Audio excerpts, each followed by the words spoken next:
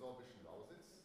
Und ich bin froh, dass wir also gestern nach der Kapitale Dresden jetzt wirklich hier in medias res gehen, dahin, wo wir eben hin wollten, und zwar in das Dreieck Deutschland, Tschechische Republik, Polen, zu unseren sorbischen Freunden. Hier sind wir also bei Ihnen. Danke für die Gastfreundschaft. Und wir wollen hier heute, Dankeschön, aber hört man eigentlich auch sehr gut, ne? Wir wollen hier heute mehr in Details gehen, was unser Projekt angeht. Während wir gestern mehr eine politische, eine allgemeine Vision und auch eine sehr künstlerische dargeboten haben, möchten wir heute mehr die Prinzipien und auch die konkreten Aktionen und Projekte vorstellen, die wir im Rahmen von Lusatia Grow realisieren wollen. Ich möchte noch mal kurz betonen, worum es uns geht, obgleich wir es schon öfters gesagt haben. Das Entscheidende ist, dass wir von unten nach oben und von den Grenzen ausgehend Europa quasi synaptisch vereinigen wollen. Wir wollen dazu beitragen, dass wir mit natürlichen Akteuren arbeiten, dass wir mit Partnern arbeiten, die nicht auf einer theoretischen, abstrakten Grundlage ihre Aktionen beginnen, sondern präferenziell mit solchen, die daheim sind, da wo wir Europa vereinigen wollen. Und das sind die Sorben und die Wenden. Das ist ihre Heimat hier. Und dadurch eben entsteht eine Hingabe an das Projekt, die man in vielen anderen Konstellationen einfach so nicht finden kann.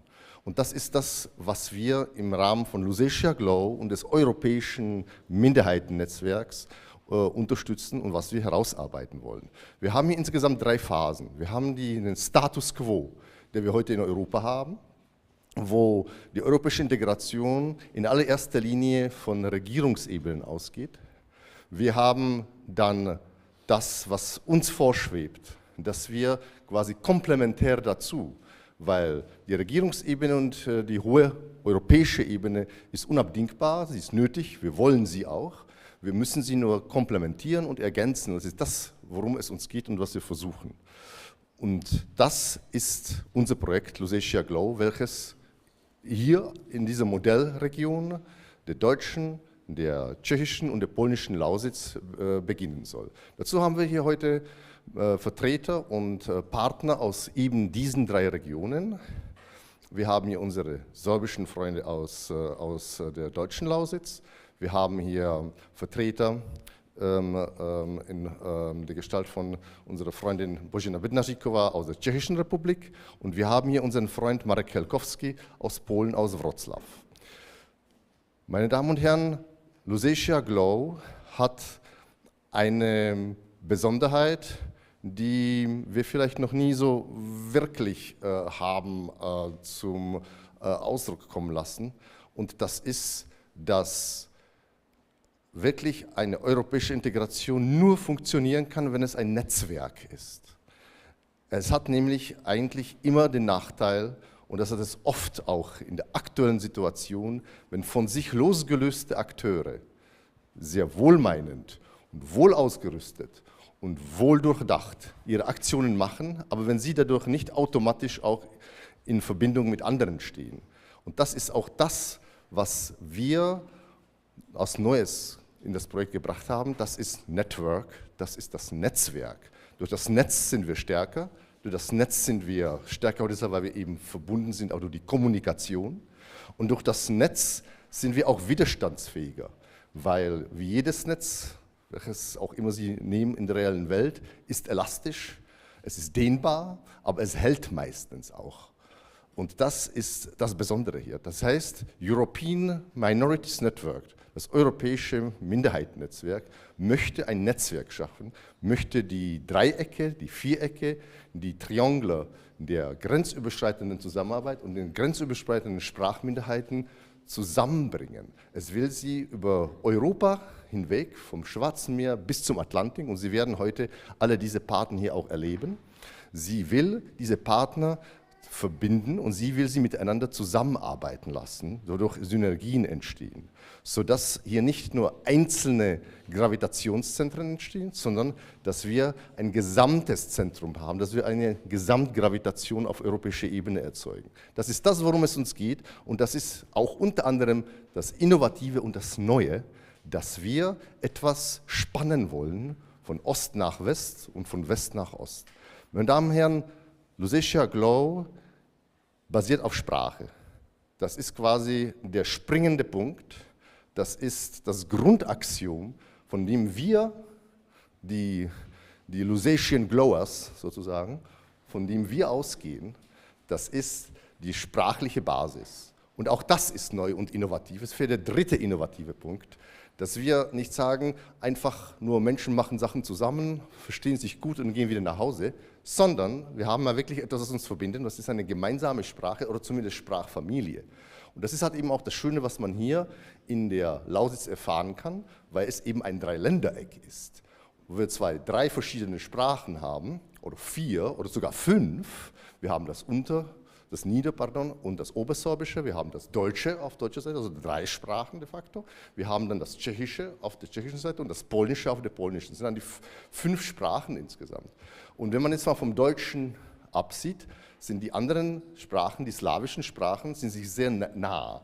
Und wir auch in Lusatia Glow, und die Frau Dr. Bednaříková hat das gestern schon erwähnt, die Sprache ist für uns nicht nur ein logisches Instrument der Kommunikation, indem ich mir in einem Geschäft etwas dafür dank dieser Sprache kaufen kann, weil mich der andere versteht, oder indem ich mir im Zug ein Zugticket kaufen kann, weil ich die Sprache spreche, die der Schaffner spricht und vice versa, sondern es ist auch Mentalität, es ist Kultur, es ist das Verständnis für den anderen. Wir sind, oder sagt man auch in der tschechischen Sprache oft, so oft man eine Sprache spricht, so oft ist man Mensch. Und das ist etwas, was man, glaube ich, in Europa lange Zeit unterschätzt hat, worauf man nicht hingewiesen hat. Oder man hat sogar gemeint, man braucht das nicht. Es reicht eine europäische oder Allgemeinsprache, wie auch immer sie ausschauen mag, aber dem ist nicht so. Wir sind davon überzeugt, dass die Sprache viel mehr ist als nur ein logisches Instrument, eine Krücke. Sie ist eine Mentalitäts- und Kulturbrücke zum anderen. Und in unserem speziellen Fall hier in der Lausitz und auch in anderen Teilen Osteuropas ist es eben die slawische Sprachfamilie, die uns nahe bringt. Wir haben unsere ukrainischen Freunde hier und nicht allein und zuletzt deshalb funktioniert Zusammenarbeit mit unseren Freunden von Promote Ukraine auch deshalb so gut, weil wir uns auch dank der sprachlichen Nähe gut verstehen. Und davon sind wir überzeugt, es spielt einfach eine gewisse Rolle, wenn man ähnliche Ausdrücke hat, wenn man eigentlich schon ohne gesprochen zu haben, eigentlich schon weiß, dass man aus einem Kulturkreis kommt, der etwas gemeinsam hat. Und das ist auch Lusatia Glow. Das ist ein Axiom der Sprache als quasi des kleinsten gemeinsamen Nenners, von dem aus dem Boden ein Netzwerk sprießen kann. Das ist auch unser innovativer Ansatz, und ich bin nochmal froh, dass Sie heute so zahlreich erschienen sind, auch nach dem gestrigen intensiven Abend. Ich möchte gerne jetzt das Wort geben an unseren Trailer, den wir haben. Wir haben nämlich eine andere Weltpremiere hier heute, die zwar nicht mehr ganz Weltpremiere ist, aber es wird erstens, und das zum ersten Mal wird es öffentlich gezeigt, es ist der Lusatia Glow Trailer, eine Kurzpräsentation unseres Projekts, und danach, nach dem Trailer, möchte ich das Wort an den Dr. Mädchen Krautz geben von SERBSKI SEJM. Vielen Dank.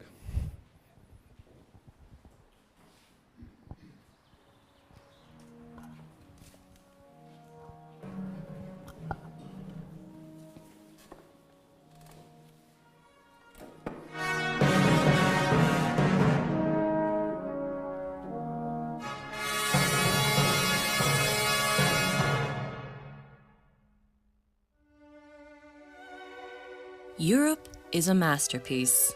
As with each original masterpiece, Europe unites beauty, richness, and strength. Like in a human body, in order to make it even stronger and even more resilient, the cross-border minorities are ideally positioned to become the connecting synapses within the European Union. Starting with the Lusatian Sorbs and Wends at the German-Polish-Czech triangle of Lusatia, The Lusatia GLOW framework program activates the cross-border minorities and is thus a game changer within the European Union. A game changer of the European integration process, offering a new, innovative grassroots cohesion approach of smart integration to the European continent, with the European Minorities Network as a result. A backbone and the DNA of a new Europe. Spreading its network gradually and systematically all over the European Union, acting and operating at the borders as well as going up country to the heartland and capitals with more than 30 cross-border partners, around 50 European countries involved and around 400 million citizens participating in whole Europe. The European Minorities Network creates a robust, resilient and at the same time elastic grid across the European continent. It triggers strong and lasting impulsions coming from inside the newly created network, such as country-wide cultural programs, regular cross-border projects, regional and local events, as well as the conception and creation of large-scale strategic trans-European tools such as digital linguistic learning platforms, interactive spaces, and artistic institutions, offering substantial multiplier effects and counting more than 750 initiatives to be kicked off. Their new cohesion forces will be the visible and sensible results of the bottom-up approach of the European Minorities Network. The European Minorities Network, paving the way for a stronger, open-minded and resilient future for Europe.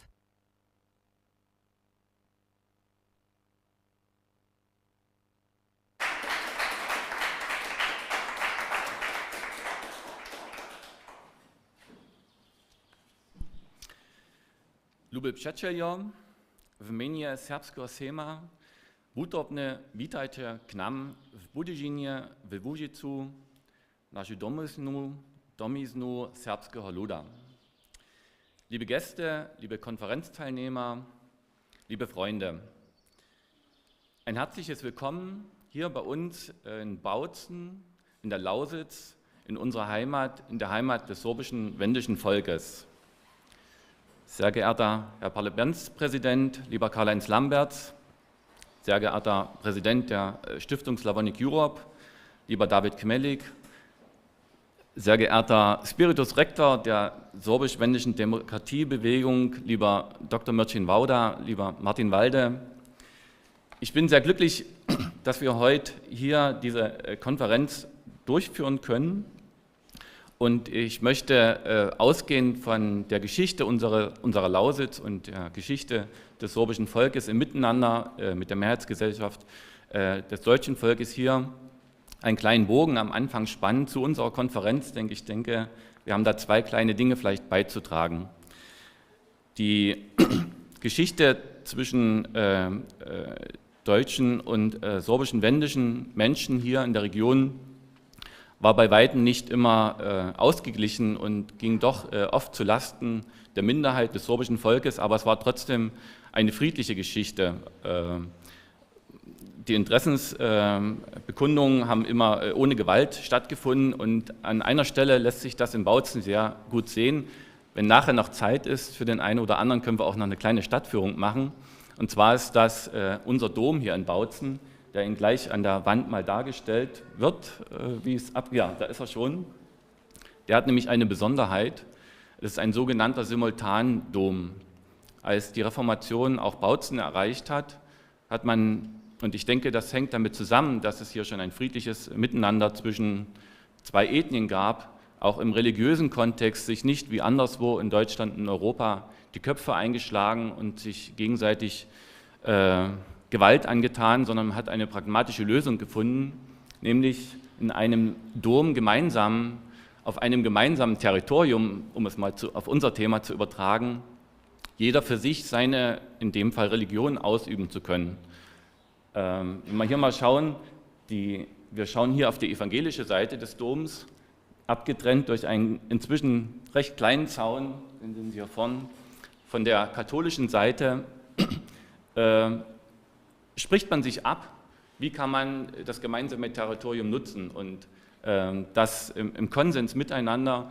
Und das ist eine Sache, die mich hier als Bautzener Bürger tatsächlich stolz macht. Und das will ich Ihnen mitgeben als vielleicht Impuls auch für unsere Konferenz. Ich wünsche uns allen eine sehr fruchtbare Konferenz und würde mich freuen, wenn sie tatsächlich Impulse ausstrahlen kann im Sinne von Lusatia Glo. Vielen herzlichen Dank, ŁUŻYKKI.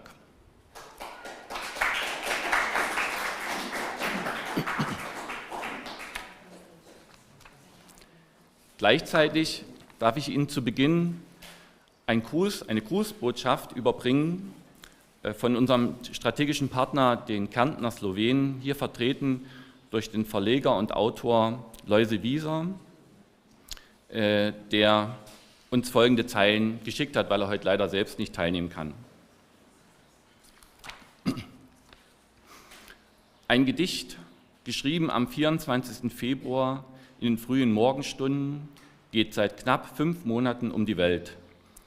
Über 250 Übersetzungen und Interpretationen, geschrieben am Morgen, als der Krieg begann, den Menschen den Schlaf raubte und die Welt definitiv eine andere wurde. Gerade jetzt auf die Kraft des Wortes und der Überzeugung zu vertrauen, mag verstörend und aussichtslos erscheinen. Es mag auch Mühe bedeuten, aber das Wort, der Vers trägt gerade in schwereren Zeiten die Fähigkeit in sich, das Aufeinanderzugehen nicht zu vergessen, neben dem Versuch zu verstehen und doch auch das Hoffen zu wagen. Das Wort klärt den Blick. Verse geben in trostloser Zeit Hoffnung. Wir wagten sie. Wir finden verbindende, nicht tötende Worte. Wir haben und wir finden eine neue, eine gemeinsame Sprache. Auch wenn der Krieg tobt. Es bleibt uns nicht erspart, über die Zukunft nachzudenken und nach Möglichkeiten Ausschau zu halten, zu beginnen, nicht schon wieder die vergangenen Fehler und Versäumnisse zu wiederholen. Es machen sich in ungeahnter Weite und Möglichkeiten auf,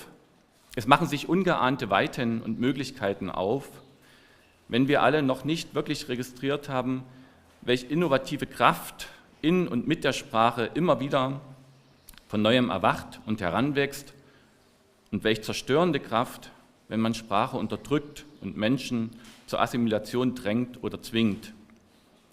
Bisher haben wir die heilenden Möglichkeiten, die in den Sprachen auf ihre Entfaltung harren, mehr oder weniger theoretisch darüber gesprochen. Auf ihre Wirkung haben wir allzu oft nicht vertraut. Ähnlich dem Holunderstrauch, wo 8000 heilende Komponenten vorhanden sind und erst aktiv werden, wenn sie gebraucht werden, stecken in den Sprachen die Zukunft friedlich gestaltende Möglichkeiten, die ihrer Entfaltung noch harren. Auch mit und um das Gedicht geschehen Dinge, die bis dato so nicht bekannt waren. Schulklassen diskutieren in bisher nicht gekannter Weise über diese Verse und erkennen die Kraft des Poetischen. Aus allen Teilen der Welt kamen innerhalb von Tagen Übersetzungen, vom Altmongolischen bis zum Ukrainischen. Überall drückt sich der Wunsch nach unmittelbarem Frieden aus, in einer unideologischen, die Fantasie bewegenden und deutlicher als sonst das Verbindende und die jeweilige Eigenart herausstreichenden Sprache, ohne sich und die eigene Wirklichkeit überbewertend. Wir nehmen in neuester Zeit vielleicht erstmals eine Wirklichkeit wahr, die die Wirkung der Übersetzung hervorstreicht und die die Kindheitssprache heller macht, auf die man stolz sein kann. Jeder und jede für sich lebt und wächst in seiner gesprochenen Kindheitssprache auf und findet darin ein Leben lang sein Rückgrat. Hervortreten verzaubernde, anziehende Bilder, die einen selbst verwandeln und auf einmal kann das Gesprochene ohne Opfermythos und nicht mitleidhaschend oder aggressiv auftreten, ganz selbstverständlich, öffnend, freimachend. Darin liegt das Mystische der Sprache und zeigt, wie ausdrucksreich Sprache, ob Hochsprache oder dialektaler Ausdruck ist, schleusenöffnend, die die aufgestaute Missachtung wegzuschwemmen imstande ist. Kaum einen Monat nach Kriegsbeginn hat man aber auch schon das Gefühl eines Überganges zur Normalität wahrgenommen und das Mit dem Aufschrei in Versen ist ein trauriger trauriger Moment der Geschichte eingefangen und zugleich auch eine Wirkung geweckt wurden, die in sich die Hoffnung trägt, wir haben das Hoffen gewagt. Und wir sehen, die bisher hochgehaltene Norm der gesellschaftlichen Realität des vergangenen Jahrhunderts sehen wir wanken. Es wird immer deutlicher, dass diese auch mit dem derzeitigen sich zunehmend verschärfenden Krieg in Europa in Verbindung gebracht werden kann und soll. Bisher galt eine Sprache, eine Nation, ein Territorium. Damit begründeten alle Theoretiker der Macht in den vergangenen 150 Jahren ihre Vorgehensweise.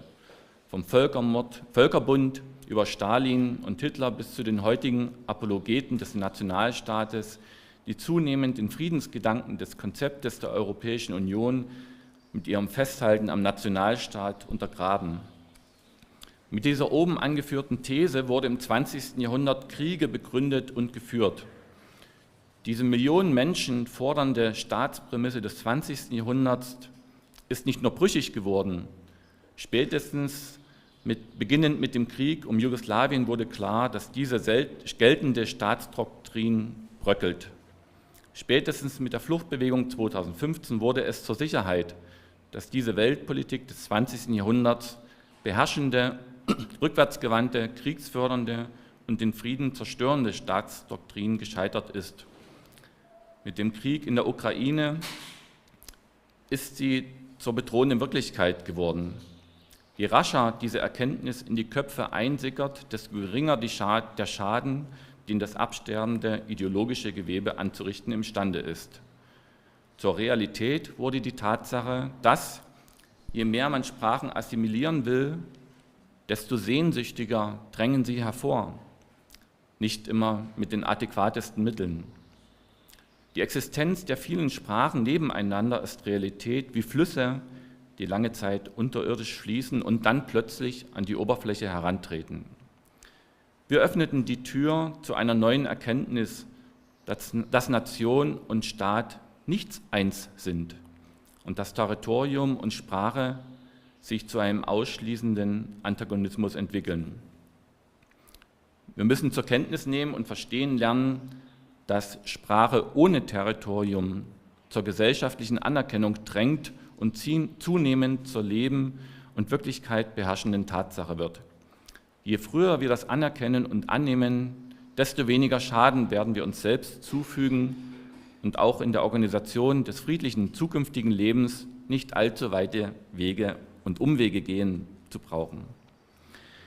Diese Erkenntnis und die Annahme der These von Sprache ohne Territorium trägt die Umsetzung der demokratischen Lebenorganisation für alle auf Augenhöhe in sich und steht einer totalitären und diktatorischen Organisation des Lebens diametral entgegen. Daher wird es zur Notwendigkeit, jene überfällige Plage des 20. Jahrhunderts nicht weiterhin ins 21. Jahrhundert mitzuschleppen. Durch konsequente demokratische Lebensorganisationen können sich Türen zur Achtung, zur Würde, zu den Menschenrechten und zur Gleichheit aller Sprachen öffnen. Der Nationalstaat war und ist, der einer positiven friedlichen Veränderung im Wege steht, weil er am laufenden Band Minderheiten produziert, ihnen Sprache und Kultur nimmt, sie gefügig zu machen trachtet, sie assimiliert oder die Menschen zu Opportunisten werden lässt. Er ist es, der die Menschen zum Verstummen bringt, er vertreibt und Machtterritorien schafft, damit sich seine staatstragende Sprache über alle anderen stülpt und sich somit wichtiger nimmt als die anderen. Wir brauchen ein offenes, grenzenloses Europa, das die Versäumnisse der Vergangenheit mutig korrigiert und auf eine alle Sprachen und Kulturen achtendes, förderndes, Gemeinsames hinsteuert und durch Achtung allen Würde gibt, aus der ein dauerhaftes, friedliches Miteinander erwächst. Der Gedanke Sprache ohne Territorium hebt die Menschen auf Augenhöhe, lässt die Kulturen sich entfalten und frischt das Gemeinsame in neuer Form auf, nimmt nichts weg, macht neugierig, ermöglicht die Begegnung und lässt die Fantasie sprudeln, erst recht in Zeiten des Krieges. Liebe Kongressteilnehmerinnen und Kongressteilnehmer in der Lausitz, in der Heimat der Lausitzer Sorben. Es ist Zeit. Es ist hoch an der Zeit, nach einem Jahrhundert der Kriege, es nicht wieder einfach so geschehen zu lassen. Nicht, dass Männer als Soldaten unter der jeweiligen Befehlsgewalt zu Kanonenfutter werden und auch Verwandte, Gleichgesinnte, Brüder, Schwestern, Kinder schießen, töten, vielleicht mit zusammengebissenen Zähnen, aber töten. Nie wieder Krieg wird über einem Jahrhundert lang skandiert. Die Parole vergangener Zeit im Rückblick verblassend, wenn es zum realen Krieg kommt. Vergessen, dass verbotene Sprachen lebendiger sind, als man ihnen zutraut. Nie wieder Krieg, jahrzehntelang und millionenhaft skandiert, heute einfach vergessen und jeder geht wieder hin, begleitet und geleitet vom jeweiligen Nationalismus, der die Vernunft, die Desertation, der Widerstand im Hass erstickt und mit gegenseitiger Verachtung bedenkt. Ist das der Weisheit letzter Schluss? Achtung, Würde, Menschenrechte, mit Füßen getreten mehr denn je, sprachliche Souveränität und Verständigung dem Nationalstaat und seiner Assimilation geopfert? Geht es wieder einmal als Kollateralschaden durch, wie in den Jahrhunderten davor in allen Teilen der Welt, von Afrika über Amerika, Kanada, Russland, den baltischen Staaten, der Ukraine, Korsika, Irland, Spanien, Frankreich, Wales, Asien und. Die Vernichtung von Gesellschaftsstrukturen, Sprachen und Kulturen bewusst förderten und bis heute in den Geschichtsbüchern verherrlichen. Ist das die demokratische Zivilisation, die wir mühsam in eine, wie es leider scheint, wackelige Rechtsform und Verfassung brachten und ins Bewusstsein zwängten? Wird auch sie wieder bald im Schlamm der heranrollenden Panzer und im Primitivismus versinken? Zum Abschluss lese ich jenes Gedicht vor.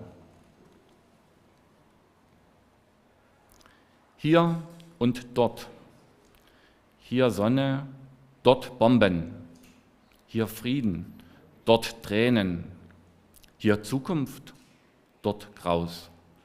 Wohin gehen wir? Tu in Tam, tu Sonce, Tam Bombe, tu mir, Tam Jok, tu Bodocznost, Tam Groza, Kam Grimmer. Ja, wohin? Wohin gehen wir? Antworten finden, das ist die Forderung der Zeit, die uns gestellt wird. Ihnen, liebe Kongressteilnehmerinnen und Kongressteilnehmer, wünsche ich in diesem Sinne tatkräftige Fantasie. Ihr Loise Wieser, Verleger und Autor aus Klagenfurt, Zellowetz am 14. Juli 2022.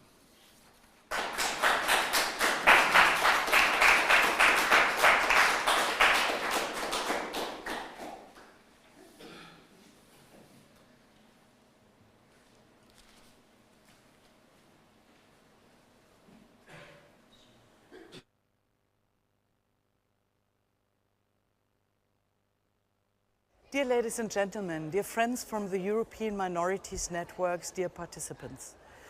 It's a great pleasure and honor for me to address you in today's international conference and office opening, and I wholeheartedly thank the Slavonic Europe Foundation for the invitation.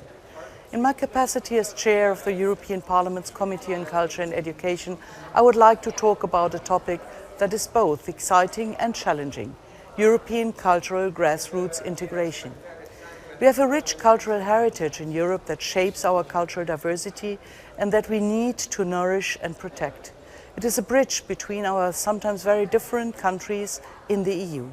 As our motto states, united in diversity.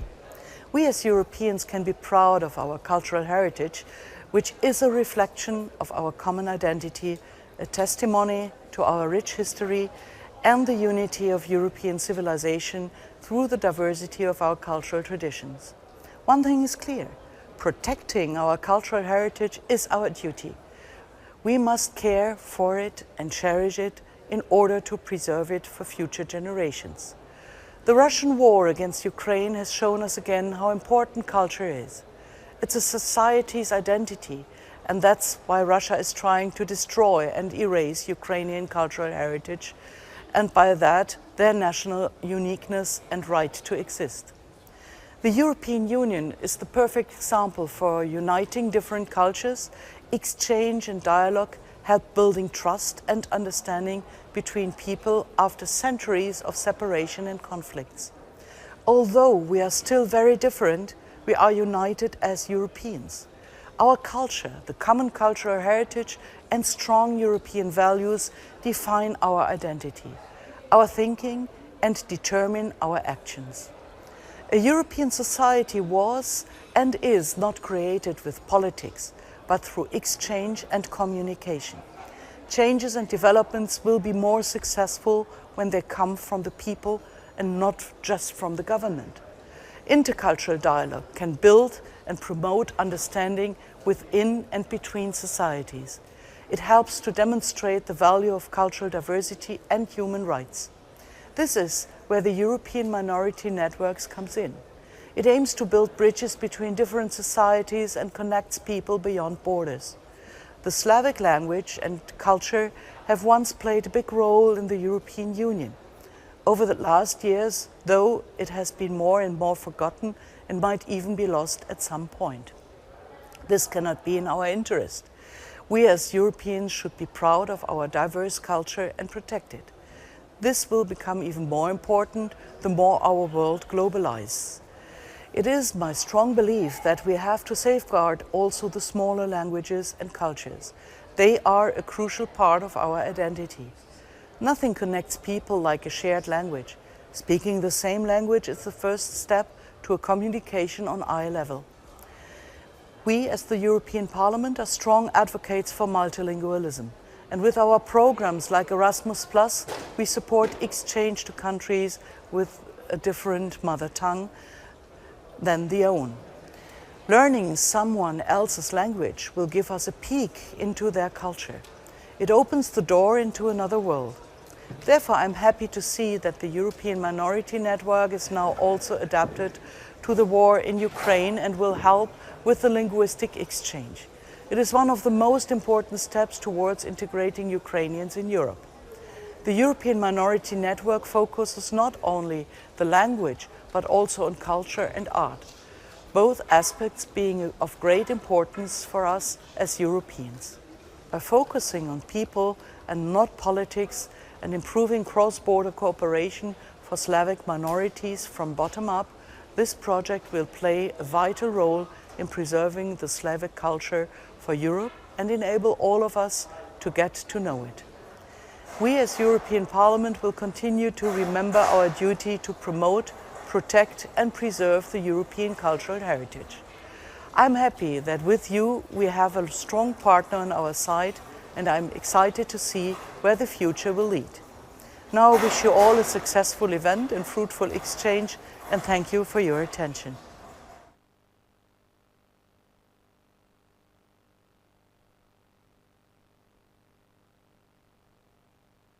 Dear ladies and gentlemen, dear friends from the Slavonic New Wave Network, I would first of all take the opportunity to thank all the best greetings to you, to Dresden and to Bautzen, to the meeting you have and to the international conference in front of you. I want to thank you for your engagement in favor of border regions.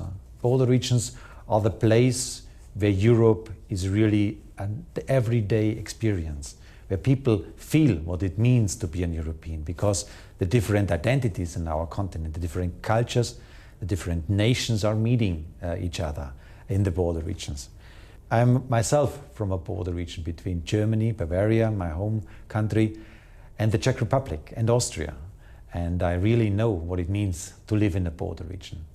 We are facing a lot of challenges with populism in our today's European Union, where again the idea to provoke each other, to fight against each other and to argue against each other is becoming again attractive. That is a very negative development, we all know this. But the best recipe to argue against this is to argue with border regions, because there people know how dependent we are and how good it is and how we profit from each other. So that's why it's a good medicine against populism all over Europe to strengthen border region. I see that the Lusatia Globe project is one of these ideas, a very concrete project to benefit in such a border region, where especially minorities get a voice and get a strong voice in the border regions. So I thank you so much for all your engagement in regard to this. And let me finally probably underline all these efforts we do. You very concretely in the border regions, all these efforts are linked to our current biggest challenge, and that is Ukraine, that is the war in Ukraine, where again people have to suffer and even have to die due to their will to stand up and fight for our values, for our European way of life, for democracy, for freedom, for rule of law, for all what we can enjoy on our European territory, and which brings us together like border regions. I thank you so much for your engagement. All the best for your conference, and enjoy the debates.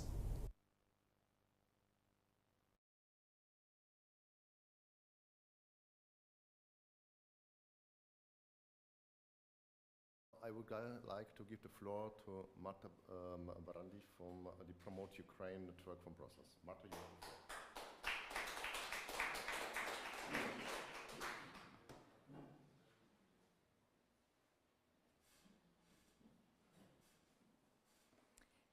Ukraine is Europe.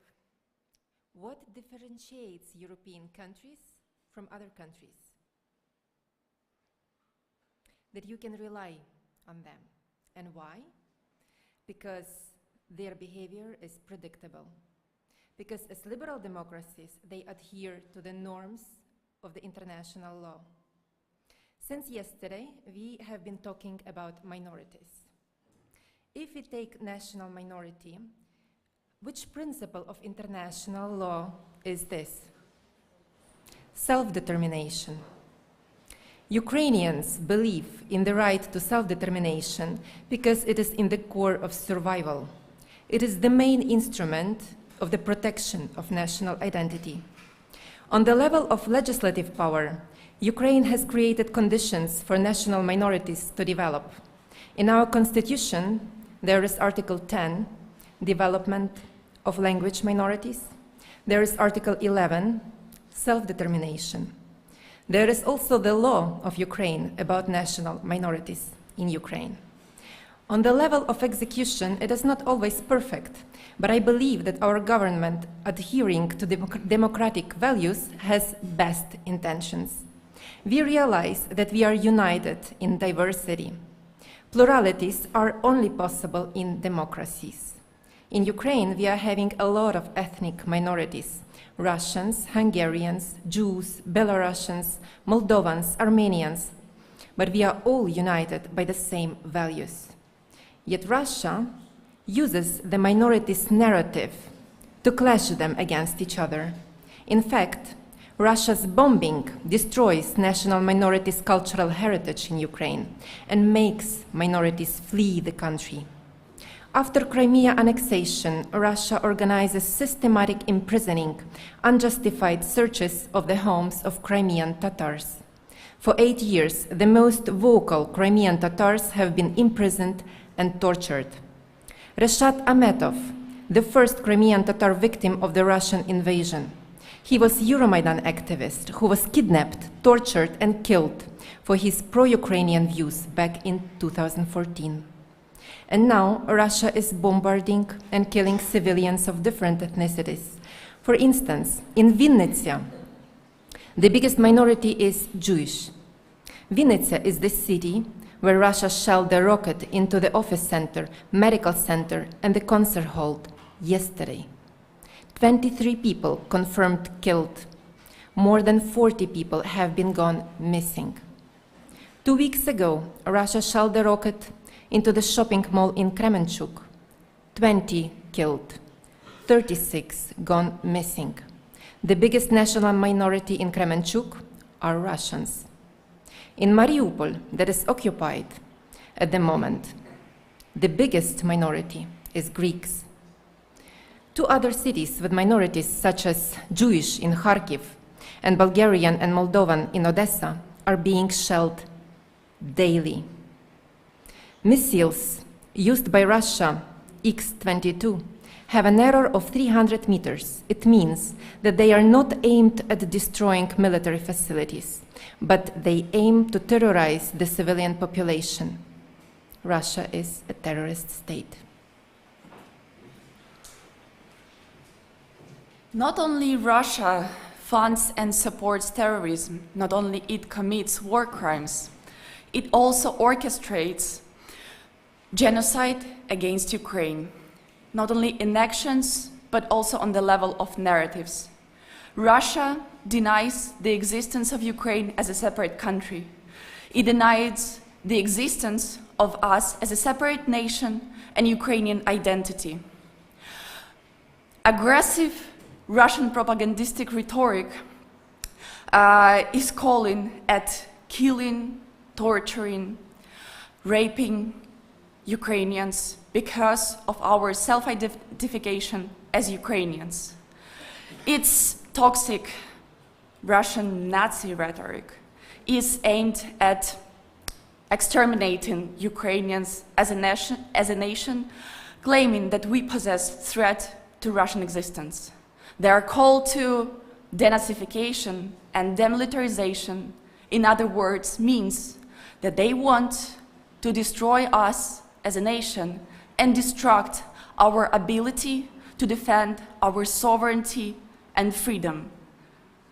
What is happening in Ukraine is the worst that you can imagine can happen to a nation minority or to a nation or to the whole civilized world.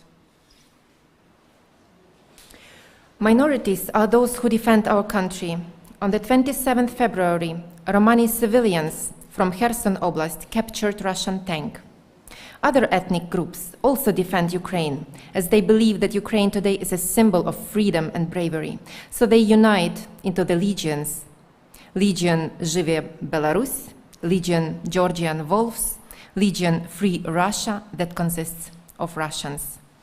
Every Ukrainian, minority or not, feels responsibility to help them defend themselves by providing protective equipment.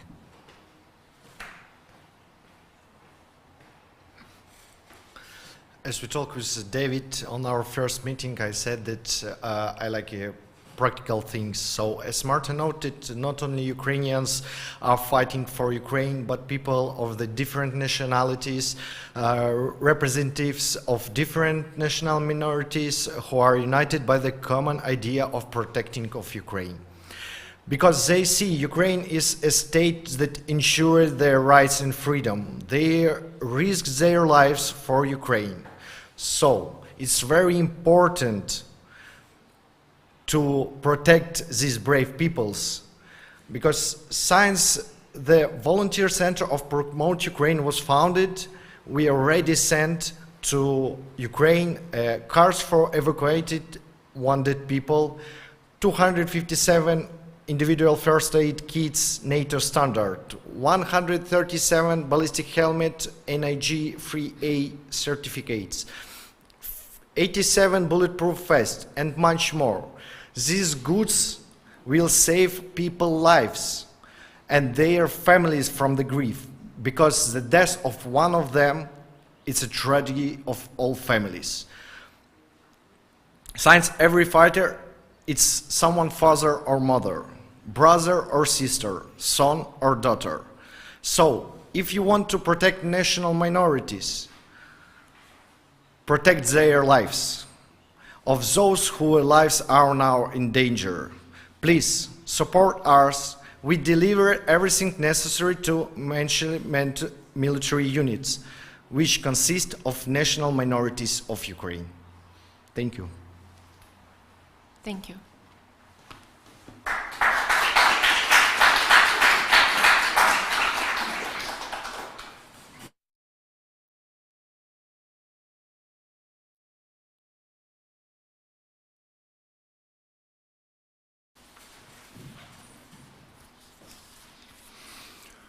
Meine sehr geehrten Damen und Herren, nach dieser beeindruckenden Botschaft unserer Freundinnen und Freunde aus der Ukraine ist es natürlich sehr schwierig, jetzt zu einem Thema zurückzukommen, dessen Konzeption lange vor Beginn des völkerrechtswidrigen Angriffskriegs Russland gegen die Ukraine konzipiert worden ist. Aber diese Botschaft lehrt uns auch eines, nämlich die Dinge zu relativieren. Durch diesen Krieg hat in Europa sich vieles, ja vielleicht sogar alles verändert. Das müssen wir begreifen und in unser Handeln mit einbeziehen. Wir können nicht mehr so weitermachen wie vorher, denn Frieden ist vielleicht nicht alles, aber ohne Friede ist alles nichts, hat mal ein sehr berühmter Friedensnobelpreisträger, nämlich Willy Brandt, gesagt. Ja, und relativieren muss ich auch ein bisschen, wenn ich auf meine Uhr schaue und auf das Programm des heutigen Tages. Dann bleiben wir nämlich noch genau minus 18 Minuten, um Ihnen eine Botschaft zu vermitteln. Wie komme ich aus diesem Dilemma raus? Ja, vielleicht erinnere ich mich ein bisschen an das wunderbare Foto, das am Eingang Ihres prächtigen Sitzes in Dresden gezeigt wurde und wo die neuesten Bilder aus dem Weltraum zu bewundern sind. Wie geht man mit Zeit um? Vielleicht so wie Einstein. Man relativiert sie. Ich habe zwar, muss ich ehrlich zugeben, weder die allgemeine noch die besondere Relativitätstheorie Einsteins wirklich verstanden. Das mag man mir als Juristin auch verzeihen. Aber man muss halt eben manchmal in der Zeit nach vorne und zurück, um da ankommen zu können, wo man hinkommen will. Ja, und wo möchte ich hinkommen mit meinem Redebeitrag heute hier? Ich möchte eigentlich einen Beitrag widerspiegeln, wie das Projekt Lusatia Glow bei mir angekommen ist. Glow, das ist, wenn mein Englisch reicht, die englische Übersetzung von Glut. Und Glut erzeugt Hitze. Sie brodelt. Sie strahlt Wärme und Kraft aus und sie erzeugt Energie. Ich erinnere mich immer gerne an die Glut, die ich gesehen habe, als ich Kind war, auf einem Bauernhof und den Pferden die Hufeisen geschmiedet wurde. Da wurde das Hufeisen in die Glut gesteckt, dann wurde es bearbeitet und am Ende kam etwas sehr Nützliches dabei heraus. Und so ähnlich stelle ich mir auch die Entwicklung Ihres Projektes vor. Ein sehr ambitiöses Unterfangen, das gestalten und verändern will. Ambitiös ist es aus vielerlei Gründen. Zuerst einmal, weil es dreidimensional ist. Die europäische Ebene, die staatliche und die innerstaatliche Ebene und die Zivilgesellschaft. Das alles muss in der Tat perfekt ineinander greifen, wenn die Ziele erreicht werden sollen. Und es geht um einen der größten Schätze Europas, nämlich um seine Vielfalt. Vielfalt ist seit den Lissabon-Verträgen ja auch ein Ziel der Europäischen Union. Aber dieses Ziel muss lebendig gemacht werden. Und das fängt natürlich mit Sprache an. Und das lässt sich ohne Bildung auch nicht gestalten und aufrechterhalten. Und das findet wahrscheinlich seine perfektesten Ausdrücke nicht nur in Technologie und Innovation, was sehr wichtig ist, aber vor allem auch in kulturellem Schaffen. Und genau darum geht es bei diesem Projekt. Und man hat sich in der Tat keinen einfachen Ort ausgesucht, um das zu gestalten, nämlich einen sehr nevralgischen, sehr sensiblen Ort, den es aber in vielfacher, fast sogar unendlicher Auflage in Europa gibt, nämlich die Grenzregionen. Europa ist der zweitkleinste Kontinent, aber der mit Abstand größten Dichte an Staatsgrenzen. Und diese Staatsgrenzen sind oft Wunden der Geschichte. Sie müssen zu Schweißnähten des Zusammenhaltes umgeformt werden. Und da spielen Minderheiten eine ganz besonders wichtige und interessante Rolle. Und Ihrem Projekt fehlt es nicht nur an Perspektive, es fehlt ihm auch nicht an Ambitionen. Es ist schon sehr ambitiös, so quer über Europa, vom Norden zum Süden, vom Osten zum Westen und auch noch in der Mitte Brücken bauen zu wollen, dann überall kräftige, standhafte, resiliente Pfeiler hinzustellen, die das Ganze dann zusammenhalten und zum Erblühen bringen. Das ist eine spannende Geschichte, das ist eine, wo meine Region sich auch gerne mit einbringt und das aus mehreren Gründen. Zuerst einmal, weil das so spannend ist, zweitens, weil wir eine Minderheit sind und drittens, weil wir in einer Grenzregion leben. Also besser kann es eigentlich nicht passen. In meiner Heimat, wo ich jetzt doch so ein bisschen Erfahrung mit Politikgestaltung seit einem halben Jahrhundert habe, da gibt es überhaupt kein einziges Problem, das nicht auch eine grenzüberschreitende Dimension hat. Da ist grenzüberschreitende Zusammenarbeit ganz einfach der gelebte Alltag. Und auch da, wo ich in Europa tätig sein durfte in den letzten Jahrzehnten, habe ich immer wieder erlebt, dass es in Europa dann sehr spannend wird, wenn man sich nicht auf Straßburg, Luxemburg und Brüssel beschränkt, sondern wenn man in die Regionen, an die Basis der europäischen Konstruktion geht, da, wo die Menschen leben. Denn Europa findet nirgendwo anders wirklich statt. Und Europa muss auch da zum Erfolg gebracht werden, denn es entscheidet sich letztlich in den Köpfen, in den Herzen und auch in den Mägen der Menschen, ob für sie ganz konkret Europa ein Feind, etwas Bedrohliches oder aber ein wirklicher Mehrwert zur Verbesserung ihrer Lebensbedingungen ist. Und darum geht es und darum muss es auch gehen. Und das ist ganz entscheidend. Lassen Sie mich jetzt einige Dinge zu meiner Region sagen und wie wir auf dieses Projekt blicken und uns auch vorstellen können, da aktiv mitzumachen.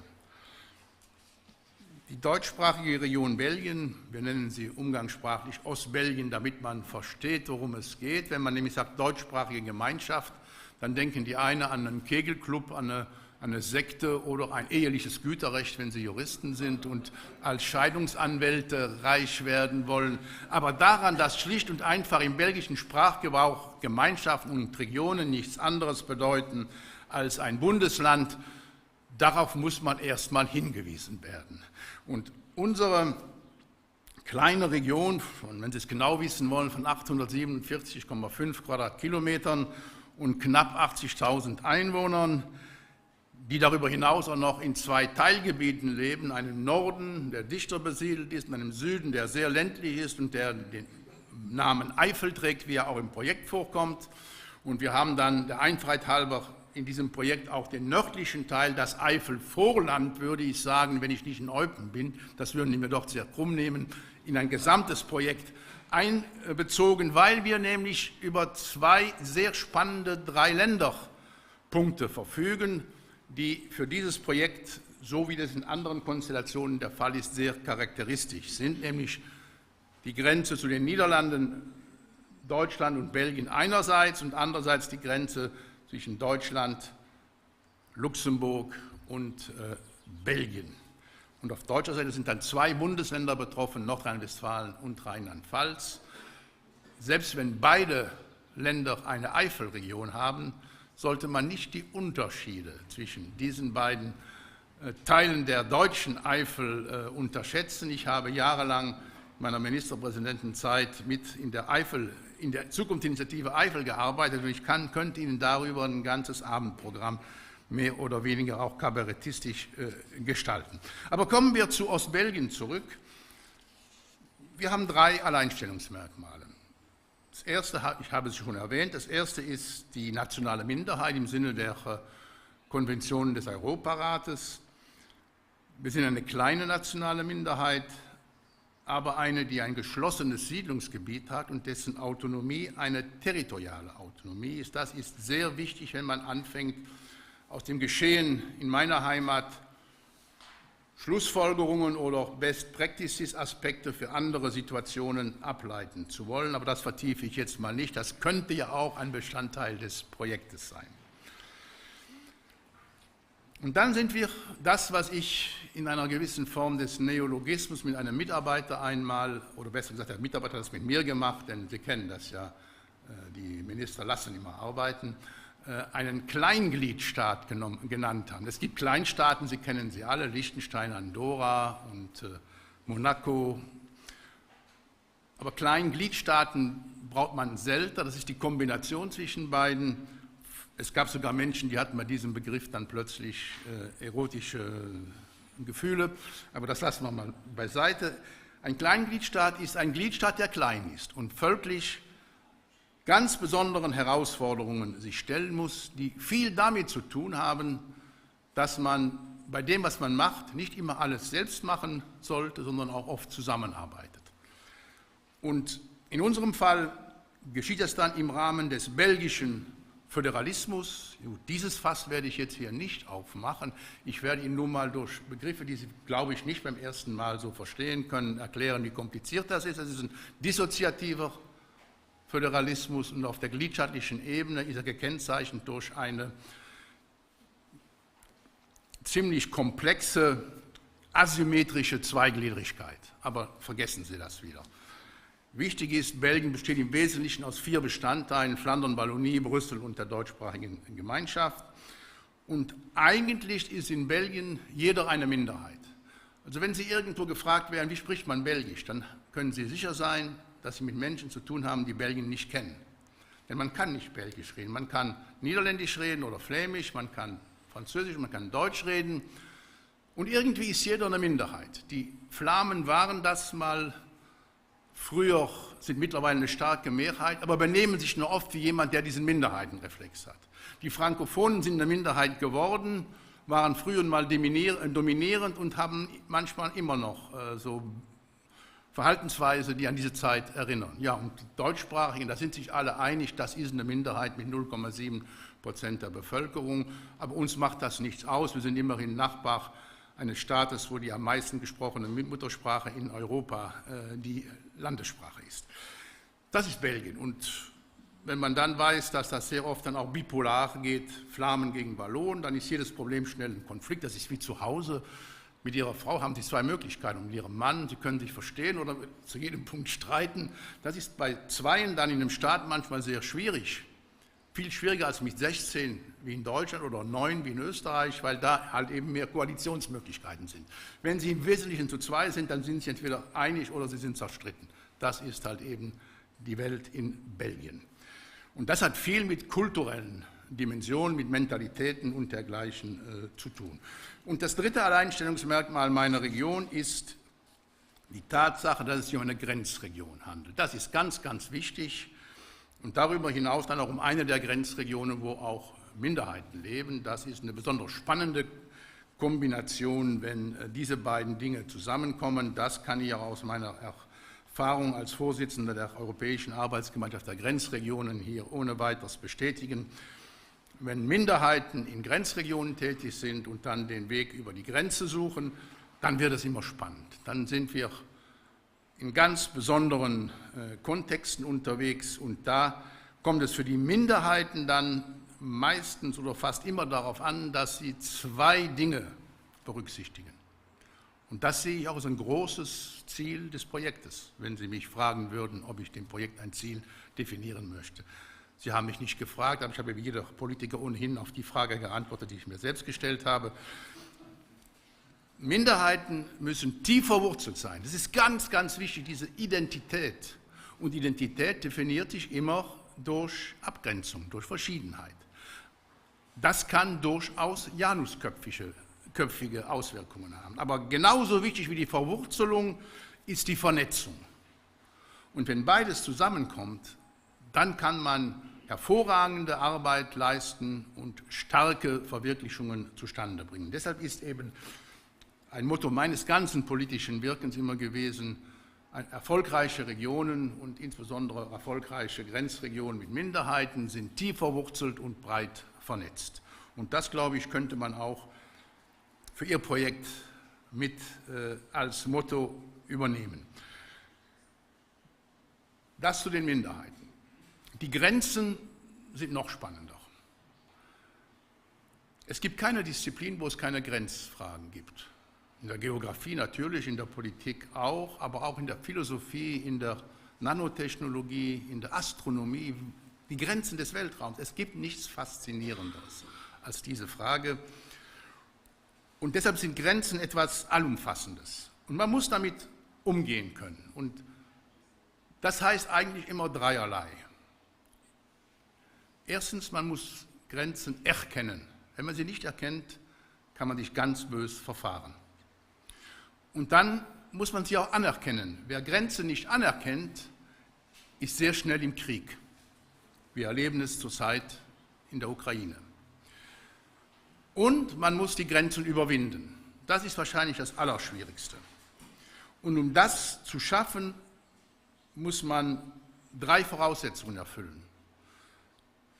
Man muss handeln dürfen, handeln wollen und handeln können. Und wie bei vieles im Leben genügt es nicht, zu dürfen und zu wollen, um auch schon zu können. Das Können ist bei grenzüberschreitender Zusammenarbeit eine ganz große Herausforderung. Es muss zuerst der unumstößliche Wille sein, dicke Bretter zu bohren. Wenn man den nicht hat und wenn man das nicht kann, wenn man nicht weiß, wie man das macht, dann lässt man besser die Finger davon. Und dann braucht man vor allem ein hohes Maß an interkultureller Kommunikationskompetenz. Das ist ganz entscheidend und interkulturelle Kommunikationskompetenz ist bedeutend mehr als ein Fremdsprachenkurs oder eine Fettnäpfchenlehre für Fortgeschrittene. Ich werde nachher die Dolmetscherin fragen, wie man auf Englisch Fettnäpfchenlehre übersetzt. Nicht so ganz einfach. Wenn man das hinbekommt, dann kann man erfolgreich handeln und das kann man dann auch in den verschiedensten Kontexten und das machen Sie hier mit sehr ambitionierter Vielfalt. Sie haben alles dabei, was es an Grenzen so gibt. Sie haben den Schwerpunkt, das freut mich ganz besonders, Sie haben den Schwerpunkt an die neuen EU-Binnengrenzen gelegt. Da, wo früher eine Außengrenze war, da, wo die Situation gar nicht so lange schon freien Lauf über die Grenzen ermöglichen. Dann haben Sie auch alte Binnengrenzen dabei und Sie haben auch Außengrenzen dabei. Und das alles zusammen macht das Thema natürlich extrem spannend und erlaubt auch besonders intensive Lernprozesse voneinander. Und die Lernprozesse laufen niemals in eine Richtung. Es gibt so viele, die meinen, man müsste immer in die alten Binnengrenzregionen kommen, um zu wissen, was man in den neuen zu tun hat. Nichts ist falscher. Das Gegenteil ist genauso oft der Fall. Und das werden wir ganz gewiss, davon bin ich überzeugt, in diesem Projekt erleben. Aber es ist immer ein Austausch, der nötig ist. Und da kommt unwahrscheinlich viel bei raus und rum. Und das muss es auch. Denn dieses Projekt kann einen substanziellen, qualitativ äußerst hochstehenden Beitrag zur Weiterentwicklung der europäischen Integration leisten. Ein europäisches Meisterwerk wurde eben skizziert. Das stimmt, Europa ist ein Meisterwerk. Die Europäische Union, besser gesagt, ist ein Meisterwerk. Obama hat zu Recht gesagt, dass diese Europäische Union wohl zu den wirklich wichtigsten Verwirklichungen der zweiten Hälfte des 20. Jahrhunderts gehört. Aber wir dürfen auch nicht blind sein für das, was in Europa alles nicht funktioniert. Europa ist aus zum Teil selbstverschuldeten Gründen äußerst schwach. In vielen Bereichen ein Riese, aber in wichtigen Bereichen ein Zwerg. Und selbst wenn ein Zwerg einen langen Schatten wirft, wenn die Sonne tief genug steht, kann das nicht die Lösung unserer Positionierung für die Zukunft sein. Nein, wir müssen Europa stärker machen. Und das geht nur durch Integration, nicht durch Gleichmacherei. Nein, Integration unter Respekt des Prinzips der Vielfalt und der Subsidiarität, wenn man also noch einen weiteren Themenbereich Bereich für 2 Stunden Vortrag öffnen will. Das machen wir aber nicht. Das sind die Chancen. Wir müssen Europa vom Kopf auf die Füße stellen, wie ich eben sagte, nicht nur Brüssel und Straßburg und Luxemburg sehen, sondern das, was in der Breite geschieht. Und all das lässt sich durch ein Projekt wie das, dessen Start wir heute hier begehen, in hervorragender Weise weiterentwickeln. Und dann ist es dann auf jeden Fall ein Meisterwerk, vielleicht etwa so wie Beethovens Unvollendete. Ich danke vielmals für Ihre Aufmerksamkeit.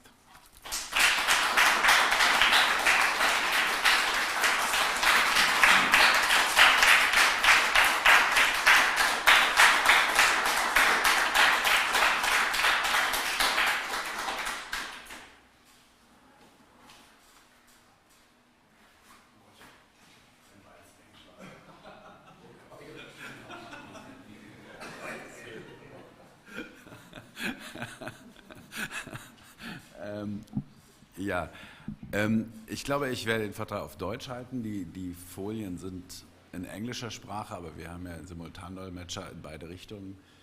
Ja, mein Anliegen ist es, das, was wir als Paradigmenwechsel bezeichnen, hier nochmal zu begründen und das Ziel, was Lusatia Glo, ausgehend von der Region Lausitz, zu der ich also auch nochmal auf Sorbisch hier Sie alle begrüßen. Vítajte, tež od mojeho boka, jole jako člen serbského parlamenta, serbského SEJMa, protože opravdu jedna klasická demokratická Initiativa. Ja, wir sind als SERBSKI SEJM, ja, ich denke eigentlich das Wunschkind der demokratischen Graswurzelbewegung, was alle demokratischen Staaten sich wünschen, dass tatsächlich die Bevölkerung sich selber in demokratischer Weise demokratischen Prozessen unterwirft. Insofern sind wir auch, denke ich, zu Recht stolz, Sie hier in Bautzen begrüßen zu können, in dieser schönen Villa. Mein Anliegen war es immer als sorbischer Politiker, die Positionierung von einer regionalen Kultur. Ich persönlich forciere den Begriff Regionalkultur. Ich finde den Begriff Minderheiten, den wir gewählt haben, weil die Europäische Union diesen Begriff einfach etabliert hat. Und um auf europäischer Ebene gehört zu werden, ist es natürlich zweckmäßig, die etablierten Termini zu benutzen. Aber für den Diskurs würde ich sehr plädieren, dass wir uns alle angewöhnen, den Begriff Regionalkulturen zu benutzen, weil der Begriff Minderheit doch was Wertendes hat, so ähnlich wie die Wirbellosen, die heute als Weichtiere bezeichnet werden. Also man definiert sich nicht durch das Fehlen oder durch die Nichtzugehörigkeit, sondern man definiert sich positiv durch das, was man ist. Also hier Region Lausitz, die Regionalkultur sorbisch-wendische Lausitz.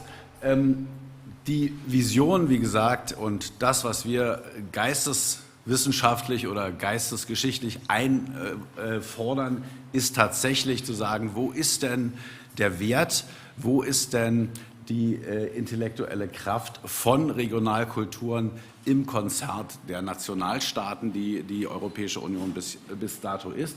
Ich darf mal bitten, das erste Dia hier vorzuspielen.